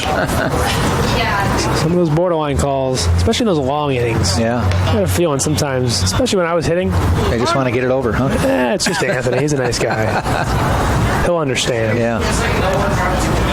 He's tied 8th overall, 9 sacrifice hits, Tampa's record. He's a team guy. That was a quick at bat. Did not waste the 0-2 pitch. No, went right after him. Bragg goes down. Now batting the DH number 44, Danny Servin. I don't know if I told you the story last time about the league we played in up in Wisconsin, and this guy was a AAA pitcher, played for the Wisconsin Badgers, but got cut by the Red Sox at the AAA level. Okay. This team that we're playing against the next 2 days later signs him for, paid the $8 for a City League contract.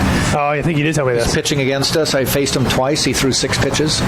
He told me out that. Twice, and I'm like, he threw it a little bit harder. Yeah, he threw it a little bit harder than the guys are used to, huh? 30 miles an hour more, maybe. That's just a little bit. I sort of knew the guy, and I'm like, he couldn't waste one. He goes, just sit down. Just sit down. Well, thank you.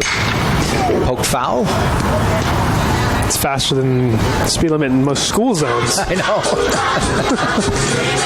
Yeah, he could throw a 90-mile-an-hour splitter, I think is what they told us. Yeah, that's pretty hard. Yeah, and wicked. Yeah, he was probably a little bit out of his league. Yeah, he dominated. I would imagine. Imagine he did pretty well. But from what we heard, he had an attitude problem, and they finally said enough's enough. Ah, I see. At the professional. I would imagine, yeah. If that was what he told you when you said can't waste a pitch, and he told you to sit down, I would imagine. Servin goes down swinging. Quick inning. So, yeah, very quick inning, and we have now played 8 full innings. No runs, no hits, no errors for the Spartans. Top of the 9th coming up. It's going to be Raper, Nestor, and Butts. The 4, 5, and 6 hitters. 12-8, Spartans lead. This is TampaSpartans.tv. Serving delicious donuts and coffee. Visit our nearest Krispy Kreme on West Kennedy. Krispy Kreme, serving hot donuts now. Doubletree by Hilton, Tampa Airport West Shore. Book a beautiful room or suite at Tampa Doubletree Hotel on Cypress, just minutes from UT. Legacy Production Group is Tampa's premier nightlife marketing company, providing weekly parties and special events. Legacy Production Group is not limited to the nightlife. They also have planned charity and corporate events for many organizations. Legacy Production Group is operated by proud UT alumni.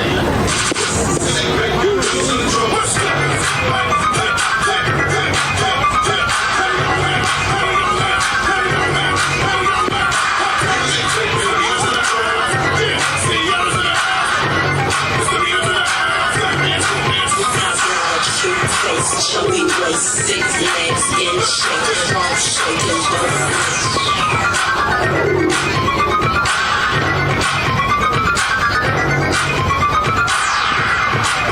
Out batting number 14, Jackson Raper. Jackson Raper to the plate. There you go. Top of the ninth. A little bit inside. Ooh, that's a little bit too close for comfort. Yep. Having gone through that, it's not fun.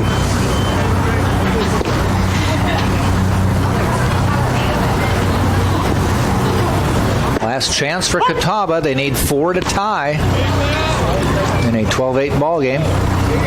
15 hits for Tampa, 11 hits for Catawba. So the hits have not been in short supply. No.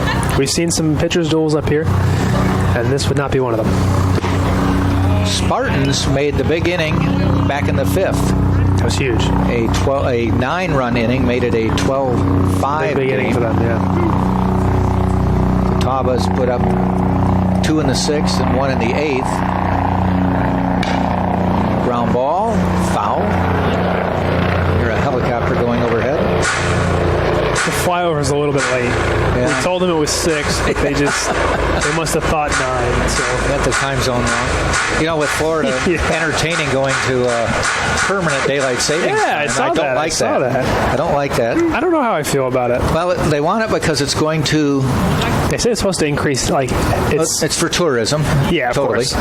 And they want it to... there's a drop third strike, throw to first in time.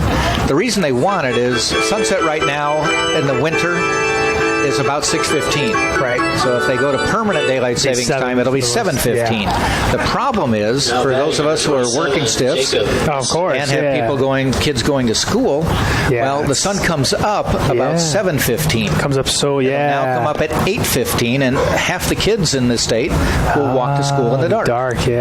So is that more important than having... Well, because they argued. I remember I was reading about it.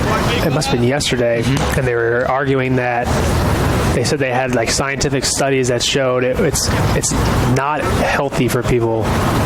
It's not as healthy as when you have that extra daylight.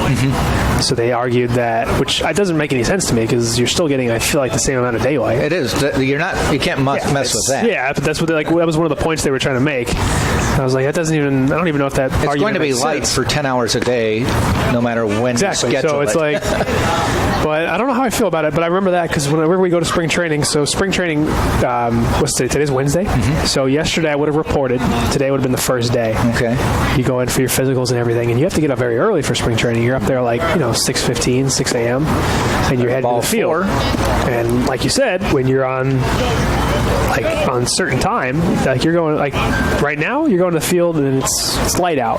Make sure it's all right, it's time to wake up. Was it like 7:30 or so? Yeah, you get to the field about 7. It's sun's up. Sun's just coming up. Sun's up. You're ready to go. And then not next year.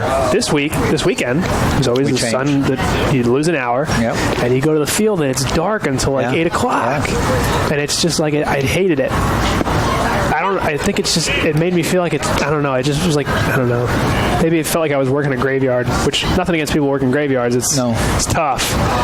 I've worked some late hours running valet, but my goodness, just you're waking up and you're trying to start your day and get your body going, and it's just dark out. Yeah. Swing and a miss. Well, it's on the governor's desk, and it's up to him to sign it. It's been passed. It was by voted both like houses. 33-2. Yeah. That was the vote. But I think it's still, even if he passes it, it still has to Has to go go and to get the federal okayed. government. Yeah, it has to get okayed by the federal government. Because, well, there's a lot of goofy things that'll happen when they do this. One of them They'll probably sneak that's some near and things dear in to there. my heart is there's a strikeout. We're down to 2 down. Is primetime television is 8 to 11. Yeah. The networks put it on at that time. Well, that's going to make 9 to 12 here for 6 months out of the year. It's tough, man. And so Because then he's like, you're the sticking TV up stations so here late. are not going to wait until midnight to put their local No, news on. no. So what are they going to do? They could either air. cancel certain, or not cancel, but like, Some of the discussion was, well, we're going to have to record last week's show and play it this week. that'd be So terrible. everybody in just Florida will be a week behind. Yeah, a week behind on all their shows. But what if you have, like the Today Show or the morning shows, they come on Oh, at yeah, 7. you can. Yeah, you have to be on. Well, they would come on at 8 then, but It's weird. they are supposed to be on from 7 to 9. I don't like that. For the first time ever last year, I watched a lot of shows, but usually on Netflix, so it's like it's hard for them to be ruined for me. Sure.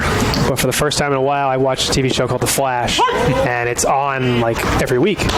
And I'd always seen people get mad about Game of Thrones being ruined for them on like Facebook and Twitter and everything. Yeah. And I was like, I just don't get it. Like it's never happened to me. And finally, I was a week behind. I would always I'd watch it the next day because I was working, and I'd watch it the next day because I would record it and watch the next day. And someone posted like who the villain was, and I was like, There's- no.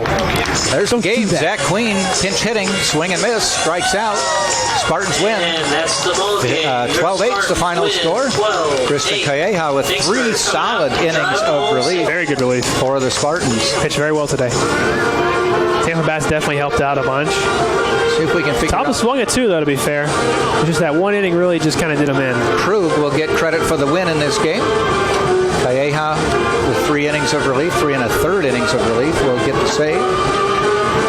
So Tampa wins it, running their record to 14-3 on the year. They sweep the 2-game series with Catawba. Yep. Catawba falls time. to 8-13 on the year. For Tampa, 12 runs, 15 hits, 2 errors, 6 left on base. For Catawba, 8 runs, 11 hits, 2 errors. They left 8 runners on base. So the Spartans win it. Next for Tampa, they are on the road at Albany State. Friday, Saturday, Sunday up in Albany, Georgia. And our next home game broadcast will be a week from tonight when Bridgeport College comes to town for a 6 o'clock baseball game. You're going to be here for that one. I'll be here for that one. And you'll be away for Barry, is that correct? Okay, so we have a couple weeks for that. And I also will be here for the St. Leo weekend. You guys at home can enjoy, you guys and girls at home can enjoy good broadcasting for a couple more weeks. I'll keep practicing. We'll get better. It'll get better. Yeah, just in your car. Exactly. Talking. I'll just talk to myself. So, thank you, Anthony. I appreciate it. Always a pleasure. And we will see you next Wednesday right here on TampaSpartans.tv. Tampa wins it 12-5 over Catawba.